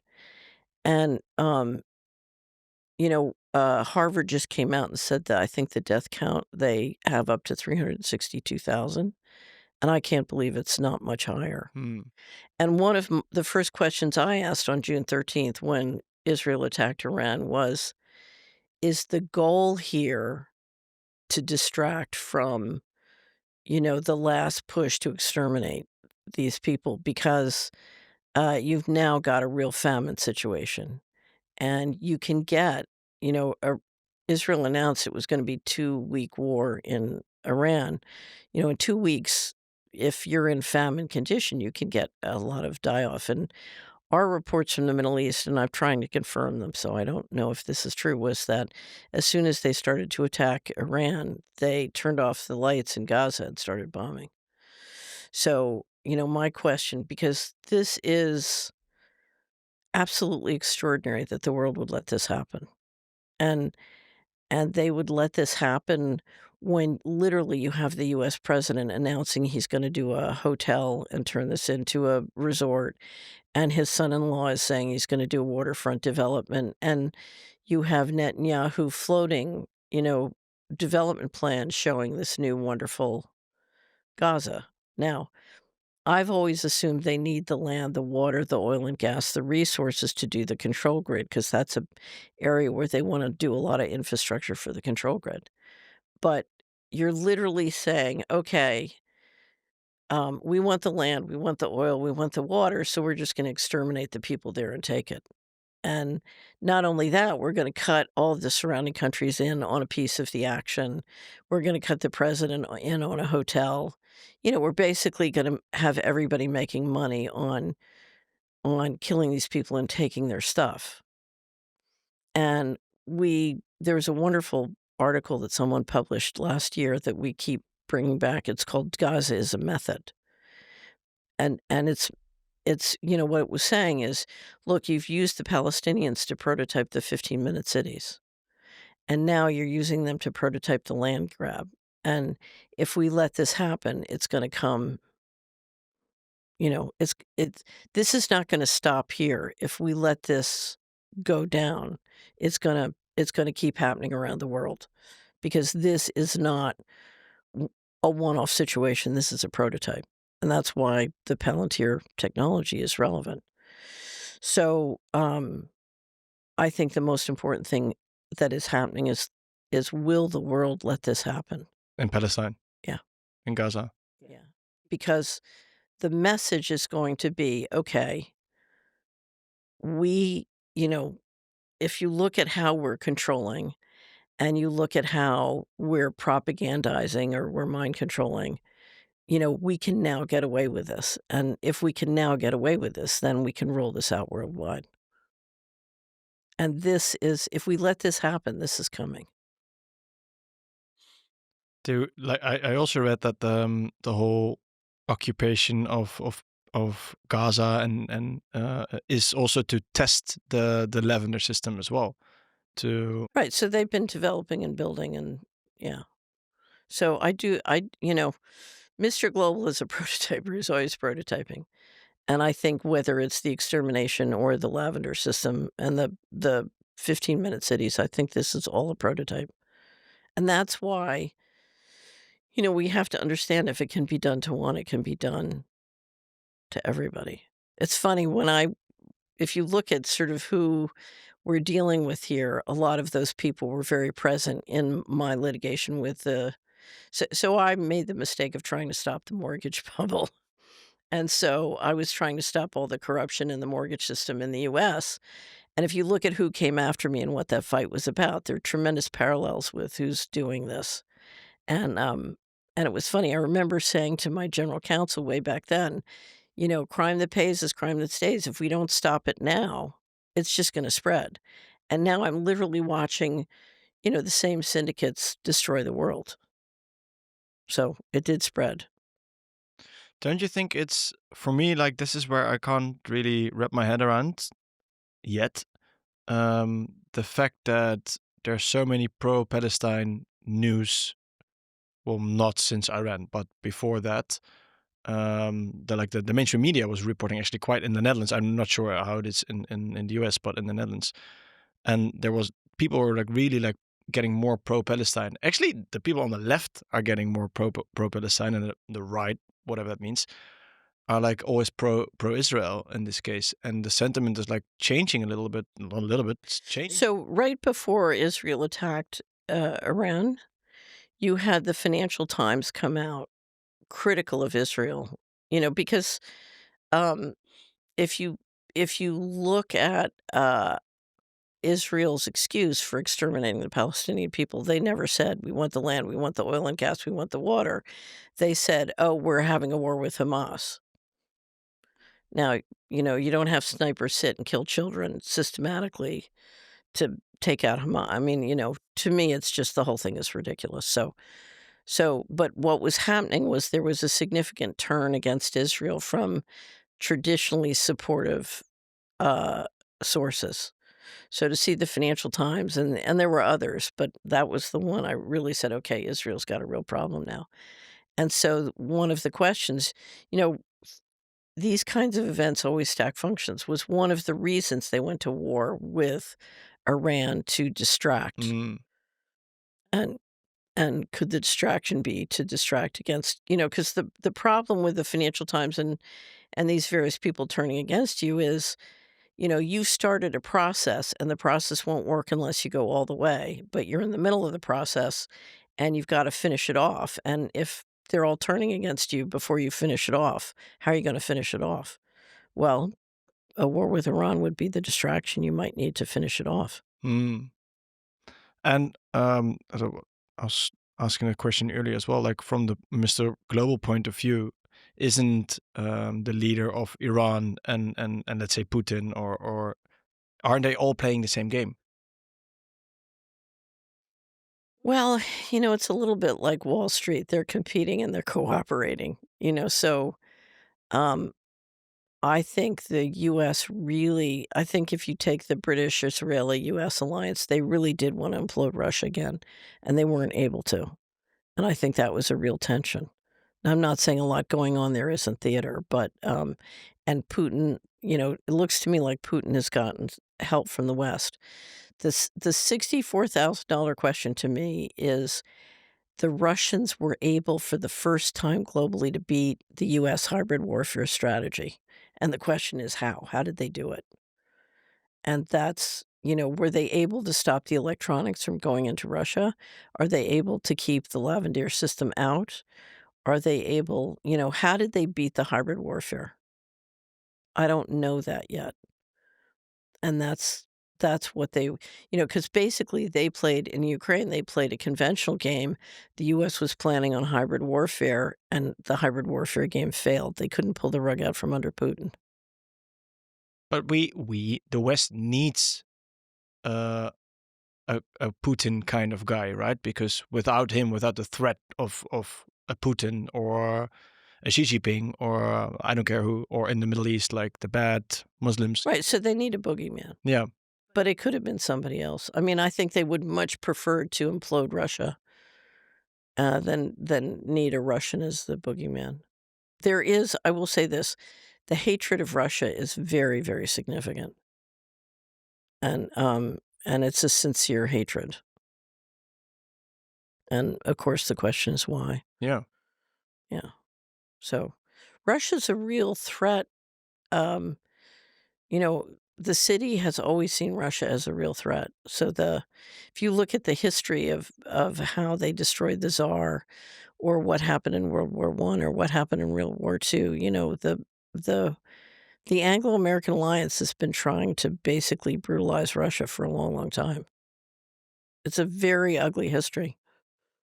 But is that something that Mr. Global would like to see? Or does, I don't understand it other than you have a country that umbrellas both Asia and Europe and is right in the Arctic Circle. So if you look at how powerful it is in terms of geopolitical geography, they have an immense position. And so if you want to control the planet, you want to control that position. so that's Mr. Global wants to control or controls Russia as well, Right. right? It Right. already does. You Who never is know. Mr. Global? Yeah, Well, exactly. Well, who is it? so so that's the $64,000 question. Who is Mr. Global and why is Mr. Global afraid? If you look at Mr. Global's risk management, why is Mr. Global centralizing control in this way? And what is it that Mr. Global is so afraid of? It doesn't, you know, it's a mystery. And what do you think? So I think the planet is run by the representatives of intergenerational pools of capital. And I think they're very concerned about being able to manage that system. One of the advantages of AI, they could say the AI is running the system and they can blame the AI for everything. Um, there's such a small group of people and it's so dangerous if, everybody sees who they are and gets angry at them. But I also think they're worried about geophysical risks. So I think they're worried about, nuclear accidents. I think they're worried about mass immigration. I think so if you go through we have a section on the Slurry Report Quarterly where we do unanswered questions, and at various times we've gone through all the geophysical risks of what could hurt or destroy the planet. I think they're clearly worried about geophysical risks. So, and it's funny. My whole argument in the '90s was let's change the model so that we can take this new technology and build explosive amounts of wealth. And, and so there's a way to do this, which is sort of a win-win model. And I think their attitude was, let's take it and get total control because we don't trust people. I think um, they're very concerned about what it's going to be like to manage a population this big, and they think the population has gotten too big. They want to see it diminished. Do you think at the very top they're human? I think they're either, I clearly think Mr. Global is human and it's a human committee. Now, are they interacting with other civilizations? You know, if you look at the financial system, it's clearly acting like an open system, not a closed system. But those other civilizations could be human, just descendants of humans. So, we have a great interview with Farrell called Who is Mr. Global, where we go through all the theories of who Mr. Global is. I do think that they are heavily influenced by the occult. So I would say that we are interacting with other dimensions. And this is much, if we are interacting with other civilizations, it is the dimensions that are having the biggest impact. And I think they are way over influenced by the occult. So I think there's a lot of, there's divine intelligence and there's demonic intelligence, and the demonic intelligence is way too important to them. They get too much power from it, and they're way too wrapped up in the occult, is my take on things.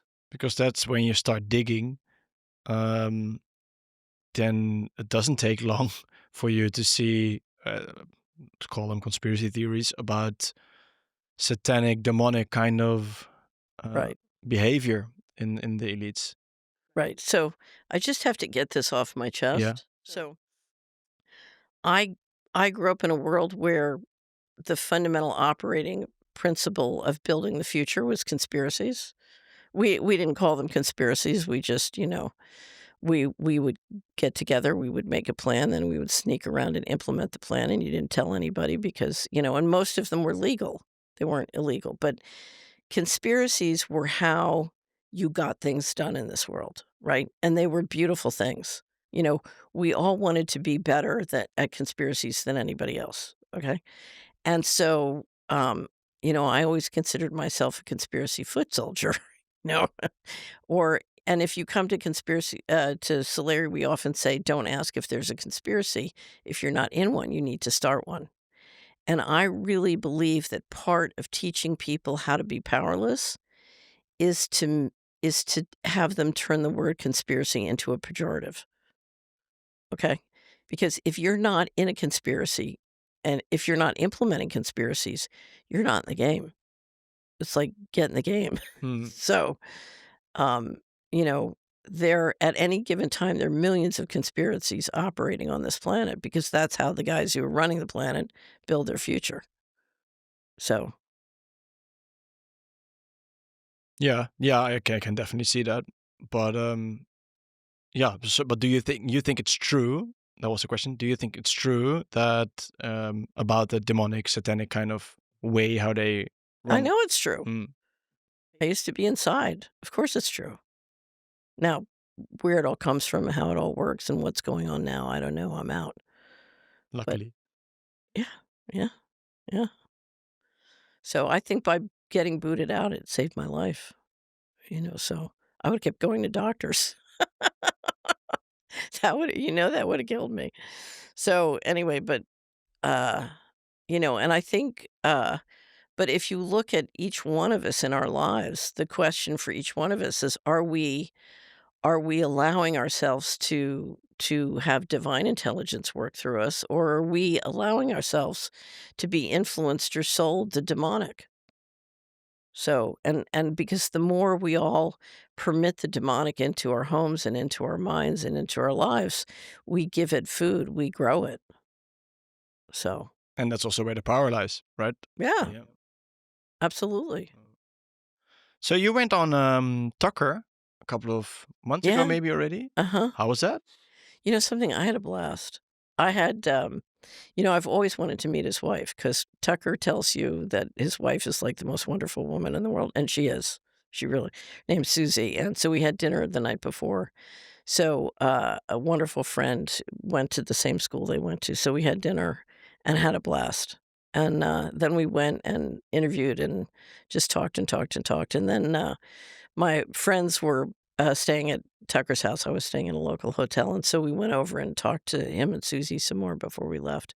And I have to say, they're the most wonderful people. They're really, and they're very, everything is organized around their family. So Tucker loves his kids, he loves his family, and, they've built their home, so they go back and forth between Maine and Florida, and they've built their home so their kids and the grandkids and, so everything organizes around the family, and I think I think they're two people who really understand what's important in life. And I'm jealous because he figured out how to do what he does without using email, and I'd give anything to so and he reads enormous amounts of stuff, and he's got a great team. They have a beautiful team, so I don't For me, because especially when like the last elections with Trump, he was one of the guys who probably, I wouldn't say maybe got him elected, but probably has a good big Yeah. role in it. Yeah. So there But was your message is completely different to what he believed or believes still, right? Right, right. Although, I've been watching some of the coverage he's done, like the interview with Steve Bannon, and it was really funny. There were some magical moments when I was talking to him. He said, when I was on Fox, I had to interview these people I didn't like, and now that I do my own thing, I can just interview the people I like or people I want to learn from, and I like it much more. And then because I think he's a very he's a nice person. Anyway, so there was one other thing, was it? Oh, I was talking about how the hardest thing in life is you have to look in the mirror and say, I'm the patsy. So I was talking about being the assistant secretary and not understanding the mortgage fraud. And then once I faced it, having to realize, I'd been tricked. And he said, you were tricked. I said it was a good idea to go to war with Iraq. So I think in the interview he did with Steve, he's talking about, uh, I don't think it's a good idea. And he's really making a very brave effort to try and persuade the president to not go to war. So, and it wouldn't surprise me if it's that he was doing that because of what happened on Iraq. Now, there was one of the best articles I ever read on the Trump victory this time around was how Trump won the manosphere. And it was basically talking about how Trump did Tucker, he did Rogan, he did all of these podcasts and really appealed to the people who hate the DEI and all that kind of stuff. And that was sort of the culture wars where I think Trump did do a good job. And people are happy to have that turn. So I don't know. I think But it also makes me a little bit suspicious then. what do you mean? Well, for me, and obviously I can be wrong, but for me, and I think for you as well, was quite obvious from the beginning that Trump wasn't one of the good guys who's here to save us or like brings really something different. I thought he was just an accelerator of the plans already. Right. Yeah, what do you Right. think as well? But then you have like Joe Rogan and you have like Tucker Carlson, like really big platforms, they have really big platforms, and they know the game, I would say, because they opposed the Hillarys and the Bidens and whatever, um, and and the whole COVID situation and stuff. So here's the problem. And this is why I hate the presidential election every 4 years. You get in the situation where you and I know that Trump is going to be an accelerator. At the same time, do you really want Kamala Harris to be president? So you have somebody there who's worse. Do you know what I mean? And then you get into this process where you're fighting as to, is it going to be the accelerator? Is it going to be somebody worse? And then everybody says, oh, this is much better. And it's true, it is better. But, and suddenly you're spending a whole lot of time and money in the wrong conversation and people get caught up in it. So Hmm. I don't know. I think, if you look at what Tucker's been doing on the war, it's very brave. Oh, I definitely believe so. Right. The interview with Ted Cruz was painful, but also Oh, you know something? That was absolutely fantastic. In fact, we made Tucker pushback of the week, so he's gonna be pushback of the week for that interview oh yeah. next week. Yeah, yeah, yeah. So every week on the Slayer Report, we have hero of the week, and then we have pushback of the week or action of the week. Anyway, he's gonna be pushback of the week. But you know something? He absolutely nailed Ted Cruz, and Ted Cruz deserves to be taken to the woodshed 50 times over for that. I mean, that was so perfect. Yeah, but also painful, yeah, to see like I'm Yeah, it's painful for me as an American. I'm humiliated. yeah, and but You also painful to see that there's a lot of people apparently think that way, that uh, think it's okay to do stuff that Israel does in Gaza because one of like a religious book says it's a good idea to do so, right? That for me that was so painful. Like, oh, that's the way people really think. That brainwashed, and maybe he isn't even brainwashing. He just plays it really well. But I don't know what Ted Cruz really thinks, or if he does. I mean, I think the message was he doesn't think. no, So, I mean, if you declare, well, they didn't even bother to declare war, but if you go to war killing, and spending billions and billions of dollars dropping bombs on a country, maybe you should know a little bit about it. what do you think that will happen in the Middle East in the next couple of weeks, months?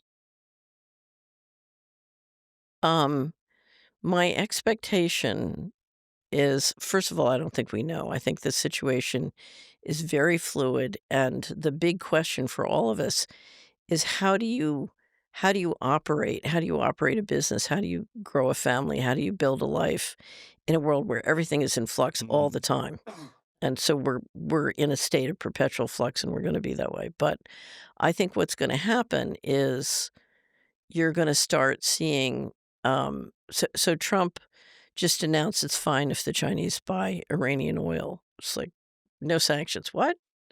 So I think what you're seeing is you're seeing everybody cut deals behind the scenes. And they're all trying to figure out, okay, how can we cut the deals and keep the resources and money flowing so this all works for us? And so I think you're going to see a lot of deal making across all the different groups and sectors. And then you're going to see stablecoins roll out in the fourth quarter, and we'll see if it resuscitates the dollar or not. Just at the same time as they will start doing the CBDCs in Europe, right? Right. Around this, so that's like also Right. global. So stablecoins are just going to be private CBDCs, is what my expectation is. And you see a lot of these digital gold systems being marketed as well. But remember, the trick here is, you can make digital control work with MasterCard. You can make it work with your other credit cards. You can make it work with your bank. You can make it, and what you want to avoid is an all digital system. Stopping CBDCs doesn't do it. You can, if it's an all digital system, you can do the control grid.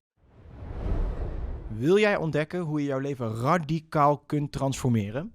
Op donderdag 13 november komt Dr. Bruce Lipton, wereldberoemd celbioloog en auteur van The Biology of Belief, naar Rotterdam Ahoy voor een exclusieve livelezing. Unlock Your Potential. Tijdens deze avond deelt Dr. Lipton zijn inzichten over de kracht van overtuigingen, zelfheling en hoe jij je realiteit kunt beïnvloeden. Tijdens deze avond leer je ook hoe je beperkende patronen doorbreekt en de regie over je eigen leven terugpakt. Heel nodig in deze tijd. Let op, de kaartverkoop gaat super hard. Dus wil je deze kans niet missen, ga dan nu naar events.that'sthespirit.nu en verzeker jezelf van een plekje nu nog kan. Ik hoop je daar te zien. I know we talked about it last time, but I think it's really good to at least talk about it today one more time. It can be short as well. Like we were talking about the stablecoins, but then a lot of people who see that the stablecoins are doing this or are going to use it for this goal, they will say, but then we all have to use Bitcoin because Bitcoin is the solution for all our financial problems. You can use Bitcoin to do it. You can use Bitcoin to do it. Now, if you look at what the plans are for Bitcoin, they're clearly planning on pumping them.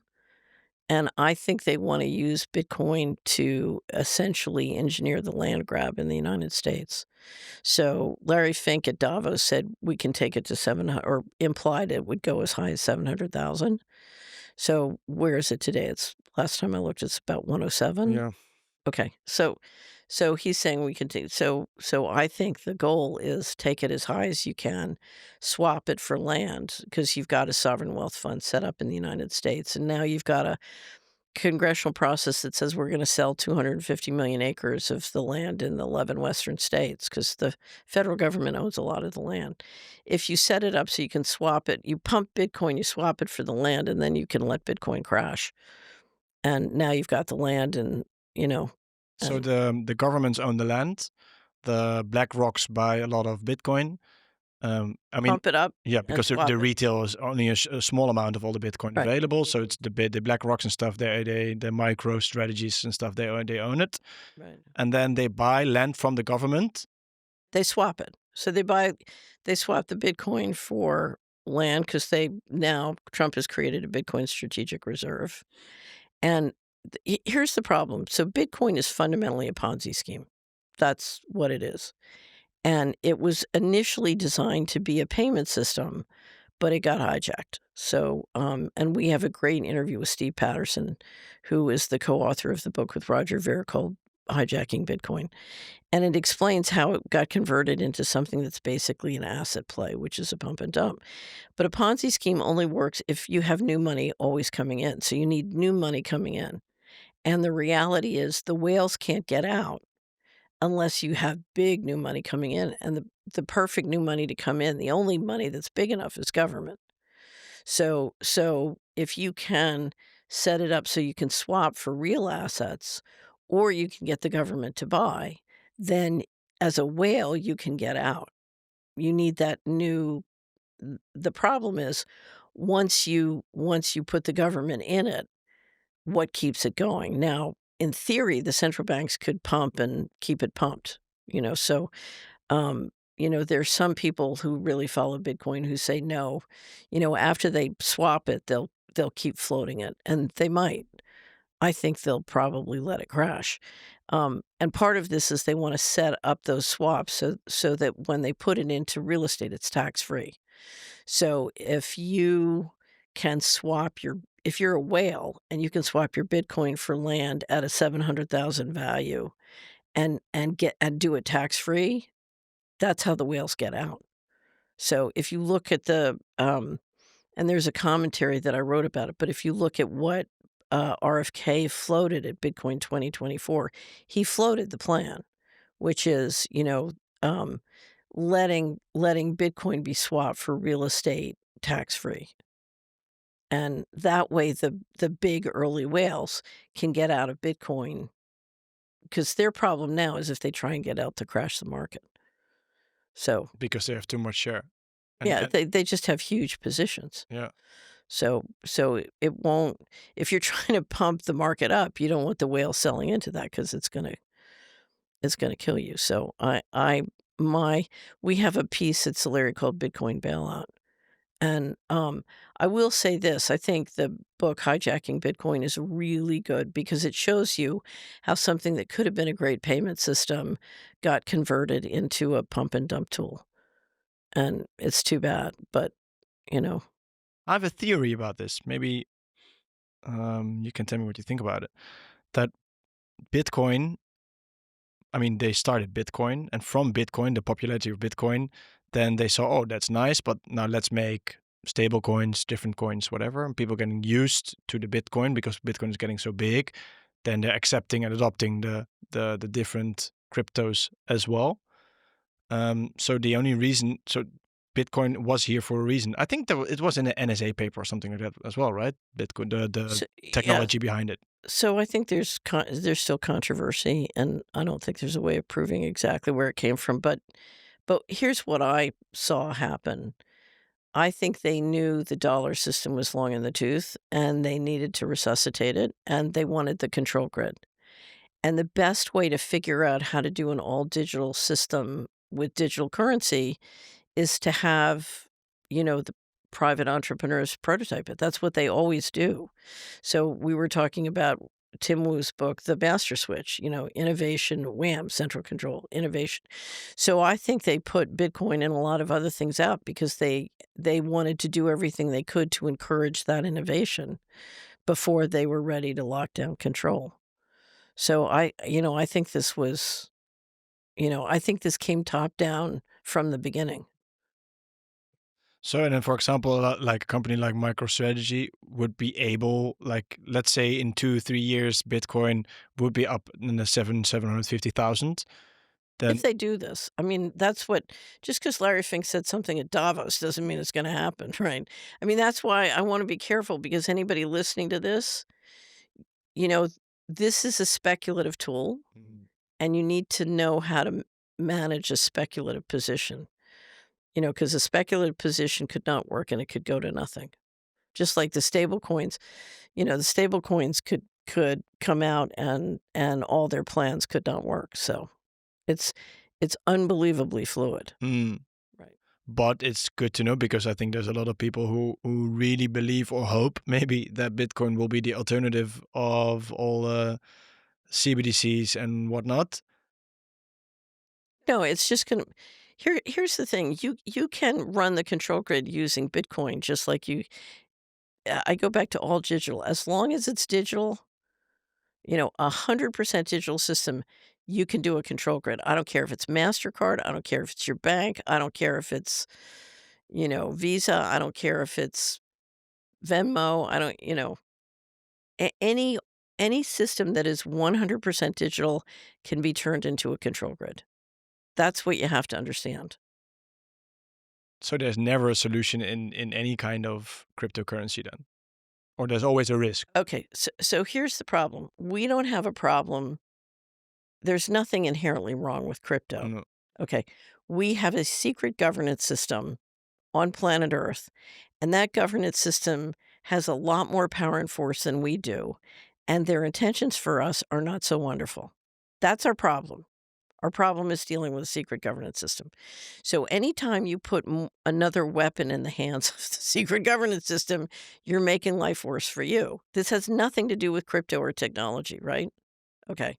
So how do we cope with stopping Mr. Global from getting complete control and putting us into a slavery model? That's okay. So one of the ways you do that is you keep the system, you keep a balance between analog and digital. Right? So you don't go to a 100 digital system. Now, you want your digital system to be wonderful. So if you want crypto, here's what you do. First of all, you create lots of networks where you don't have to go through Amazon Cloud or Google Cloud or whatever. So maybe you create lots of mesh networks. But the other thing you do, and I told you this the last time we talked, it's one of my favorite ideas ever from Bill Binney. So Bill Binney was the top technical director at NSA. You got to be really smart. And what he said is, we should teach all the homeschoolers to teach cryptography and encryption to the kids. And he said, if you have lots of local encryption systems that the kids are making and cycling them around and constantly changing them, he said, it'll drive them crazy. They can't deal with it. So you need, you need to be using encryption and creating, private networks.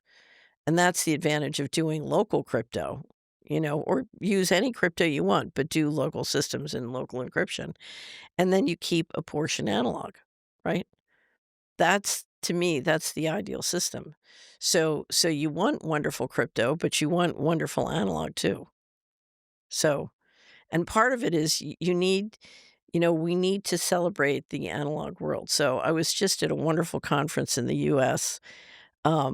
And a guy spoke who does a podcast with Scott Galloway, who apparently it's one of the top business podcasts in America. And he's 26 years old. He's a Brit. And Galloway, who's a business professor at NYU, just asked him to do it with him. I think his name is Ed Elson. And he said, I'm Generation Z. I'm 26 years old. I'm Generation Z. And he said, if you look at how we spend our time, and you count our time in days, we spend approximately 100 days a year sleeping, and then we spend 109 days looking at a screen, usually our phone. And he said what that means is we have 40% less time for life than your generation. So we were Generation X and boomers in the audience. And he said that means we have 40% less time for life. We don't have time to buy and take care of a house. We're too busy looking at our screen. That's not having a healthy analog life, right? No. So you need that. We need that balance. And my question is not, when I look at something like crypto, is not crypto good or bad. It's like, how does crypto interact between me and Mr. Global to give me an edge, right? Mm-hmm. And that's not crypto itself. It's, what networks are you using to manage the crypto? What encryption systems are you using to transact? How are you keeping privacy and secret? Do you really want Lavender to know all your transactions? I'd rather not. Yeah, exactly. Exactly. So, I mean, there is if you look at the ability to extract value from each and every one of us, the less privacy we have, the more extraction is happening. But look at how much time of our lives are being wasted to screens and to distractions. Like imagine um, people using that time to create like a different storyline, create like something completely different. Wow, that would immediately, well, not maybe not immediately, but that will So change the change coming from that. so one of the things we have at Solari, we have a building wealth curriculum, and in the building wealth curriculum, we have something called the learning plan. And it's to get particularly young people to focus on, what is all the knowledge in the world and what knowledge do I want to go get? And how do I use my time to get it? And one of the things we encourage people to do as part of that is a time budget. Because if you think inflation hits your money, inflation hits your time even worse. And right now, um, in this period of flux, with everything in flux, the system is gonna start stealing and clawing at your time. And so thinking strategically about where am I gonna use my time? How am I gonna use my time? There's nothing more important because time is gonna be your precious resource.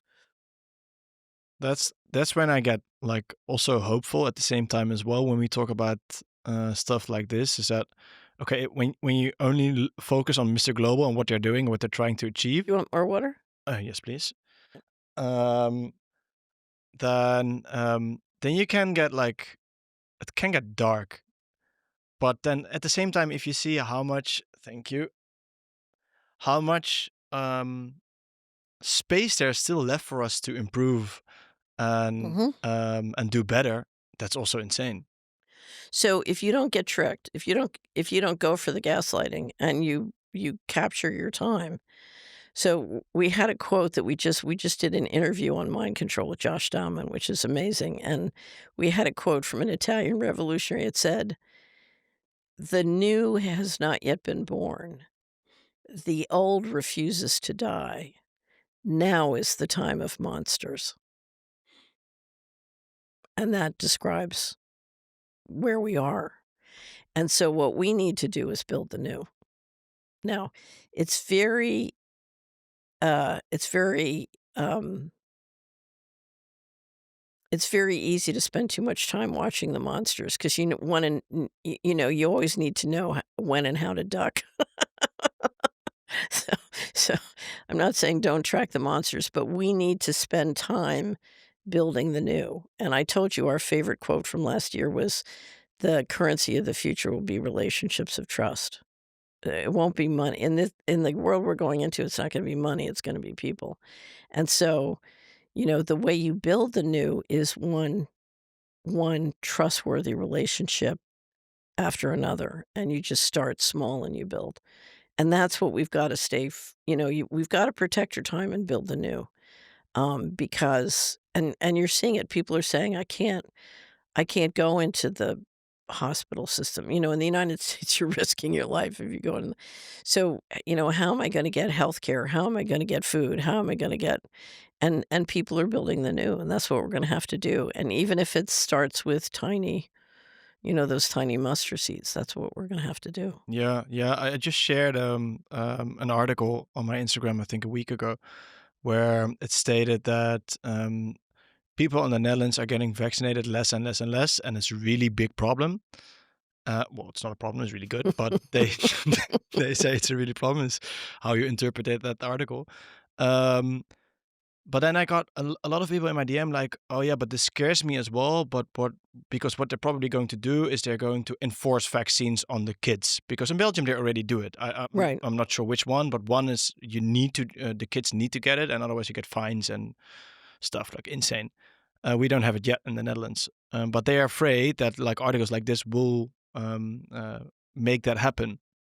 And I'm like, let them, because like we need to like for like COVID was such a good example as well. So many people got hit by it, which is super bad and like really horrible for like the people got hit by it.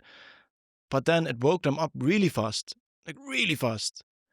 And sometimes really it needs to get so much in our face, the whole Mr. Global stuff, that we're like, okay, but this too far, Right. right? So here's the thing, this is not going away.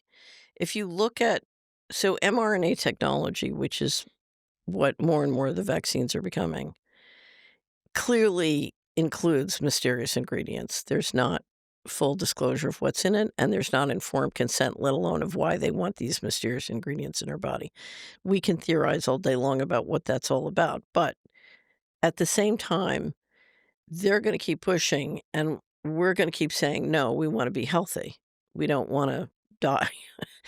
And so at some point, the government can't say, as a sovereign government that is collecting taxes, we have the right to poison, maim, and kill you.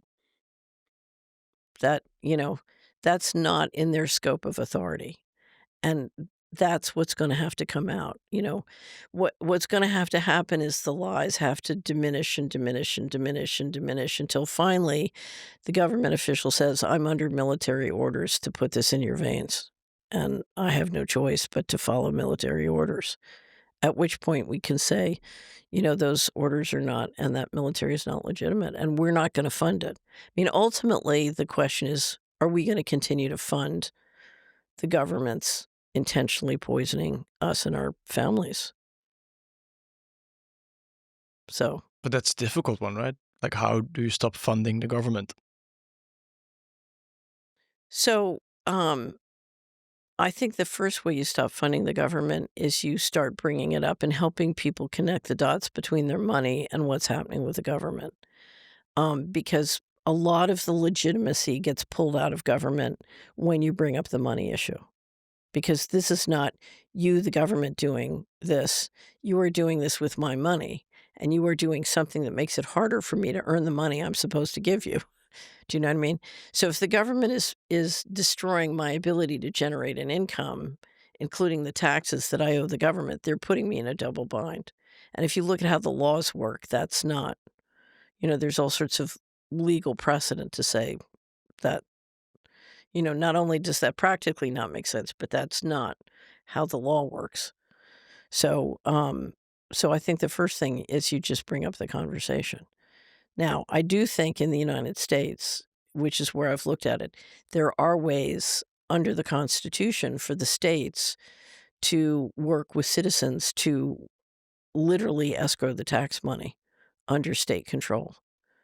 Because it's not, under the Constitution, it's not okay to give money that's being spent illegally. So the federal government is way outside the laws, the financial management laws of how money is allowed to be spent and how it's supposed to be managed. They're breaking the law by a lot. It's significant, and massive amounts of money is disappearing. And so the state attorney generals under the Constitution and given their powers have, in theory, the power to do something about that. And not say, oh, we're not paying taxes, but basically escrow the taxes and make sure that money can only be spent in legal ways. So they have a responsibility. Both the citizens and the state attorney generals have the responsibility to enforce. And under the Constitution, the state powers are superior to the federal government. In many areas, the powers not delegated to the federal government are reserved to the states. And this is the big battle. And the problem is the federal government is using its ability to borrow an infinite amount of money to basically buy the states off. So there's a new provision in the new tax reconciliation bill or budget reconciliation bill that that the states can't enforce against AI for 10 years. And there was a huge explosion about it. Now they're coming back and saying, you only have to agree to the provision if you want $500 billion of the access to $500 billion of the broadband money. So once again, they're trying to buy them into something that is destroying their sovereignty with money. So I think I told you the last time we talked, one of the senators from Idaho is just a great guy, said to me, he said, every year we send $1 to Washington, and every year we get $1.19 back. And every year I say to my constituents, I want to enforce the Constitution, and they say, I'd rather have the 19 cents. So, the states get federal education money that requires you to teach your children how to be sex slaves. But if the constituents want the money, what do you do? It's like everything is about the money, yeah? No, the money, um, the fundamental goals of the system are strategic, but money is the resource allocation train tracks and part of the control system. So money has been the primary basis of the control system up until now. And the reason they want to go to the all digital control system is, and the kill control grid, is it's not enough. It's not going to be good enough to give the kind of complete control that digital technology will now allow. Isn't China already quite far in the whole CBD? They already use CBDC, yeah? They've used CBDC, but it hasn't really gone. So I don't think it has a major adoption yet, from what I know. And I've gotten reports that somewhat they've backed off of the social credit system. It was far from perfect, but I think they're under very tight surveillance and control. So, The Chinese, yeah. with the social credit score already kind of implemented. So I think they're much further along in an all digital transaction system and much further along with, sort of integrating surveillance into control. Spooky shit. hmm Now, what's interesting is a lot of entrepreneurs have told me they feel far freer in China, but I'm not sure I believe them because so many people want to get out and come to the West. So, and I used to live in Hong Kong, and if you look at what Hong Kong feels like now that the PRC has come in, it's just terrible. I mean, you go from a place that was so free, so open, so innovative, and so much fun to something that's just like creepy. Feels hideous. So what do you think? Like, I can't imagine the whole CBDC stuff will work, but at the same time, you see with Palantir and stuff, it goes really fast as well at the same time. Do you think they will be able to implement all of this? I think the whole thing is going to fail. Yeah? Yeah. And the question is, I don't know when, I don't know how. What concerns me is how much damage can occur before it fails. Because you really, what's going to happen is as people are just going to decide, I'm not doing this. And they're, when you're in a system and you're fighting with a person who doesn't fear death, you need a certain, we need 2 to 5% of the population who says, I'm not afraid of death. I'm not doing this. So, um, Aren't we there already yet, you think? I we're close. We're close. I mean, I've been there since 1998, so it's hard for me to tell, because that I first hit that moment in 1998. But you must have seen like the world changes. I mean, obviously more totalitarian as well, but obviously also you have to notice like I think I noticed from COVID or only from COVID on already, the massive amounts of people waking up to this. And I can imagine from like the 80s, 90s. So I see a massive amount of people waking up, and I also see a massive amount of people in the professional class waking up. At the same time, I see in the United States a bifurcation between, you have 30% of the population that seems to be relatively not mind controlled and is not, considers the official narrative a bunch of bunk. And then 70% that just says, I'm going to live in the official narrative because I'm busy and I'm tired and, I don't want to deal with it. So you have a bifurcation between the people who seem to be not so, they're just not susceptible to the mind control. So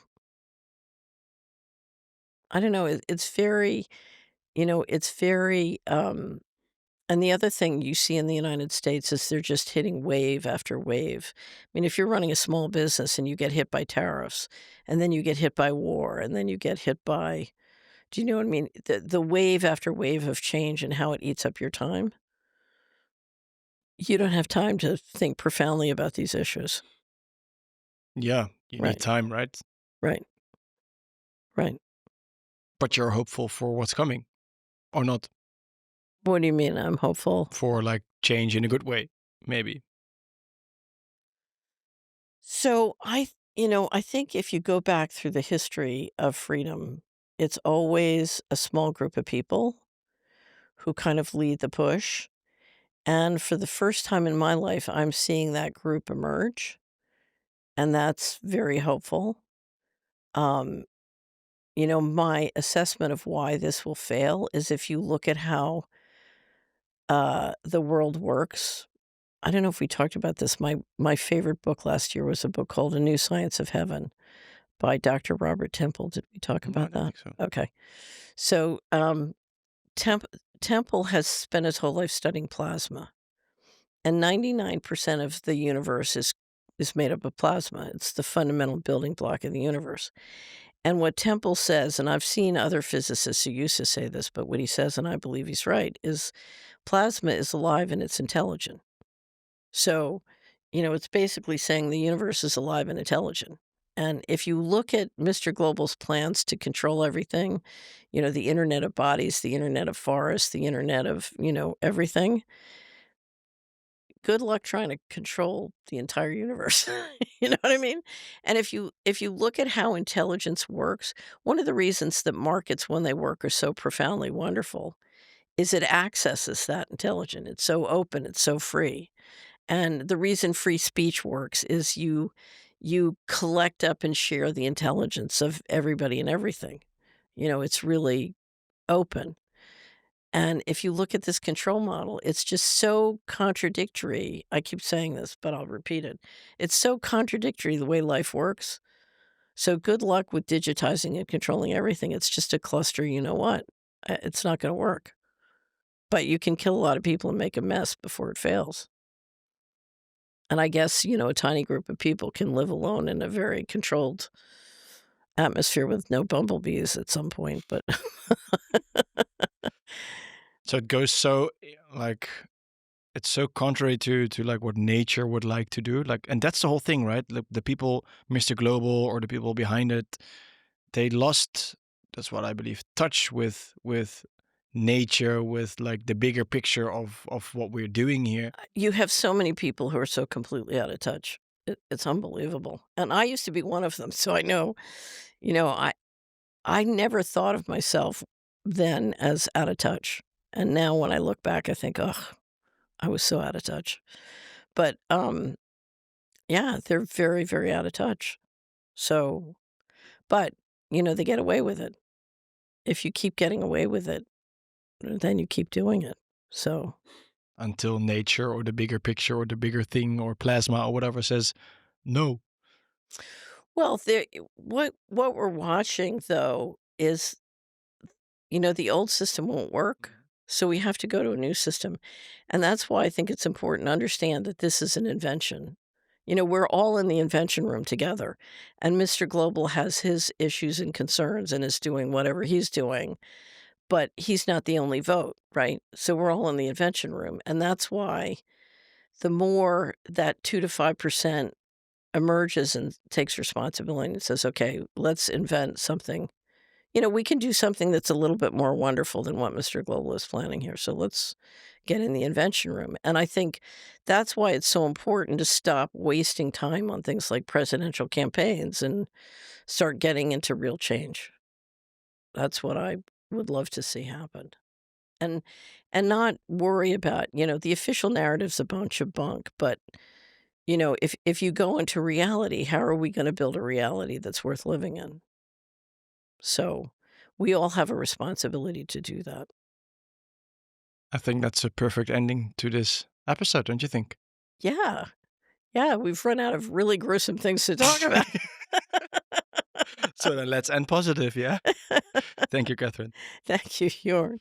Thank you guys for watching as well. Catherine and I will go on for a little while recording Uncensored, and Uncensored you can watch it on the streaming platform of That's the Spirit. So if you're watching there, super nice. Just click it and watch this Uncensored and all the other Uncensored. If you're not, move to www.thatspirit.nu and you can check this Uncensored. You can see all the Truman shows without advertisements. You can check a lot of movies, podcasts and stuff, everything that you will like. Thank you for watching. Hopefully see you soon at Uncensored, and otherwise see you next week. Ciao.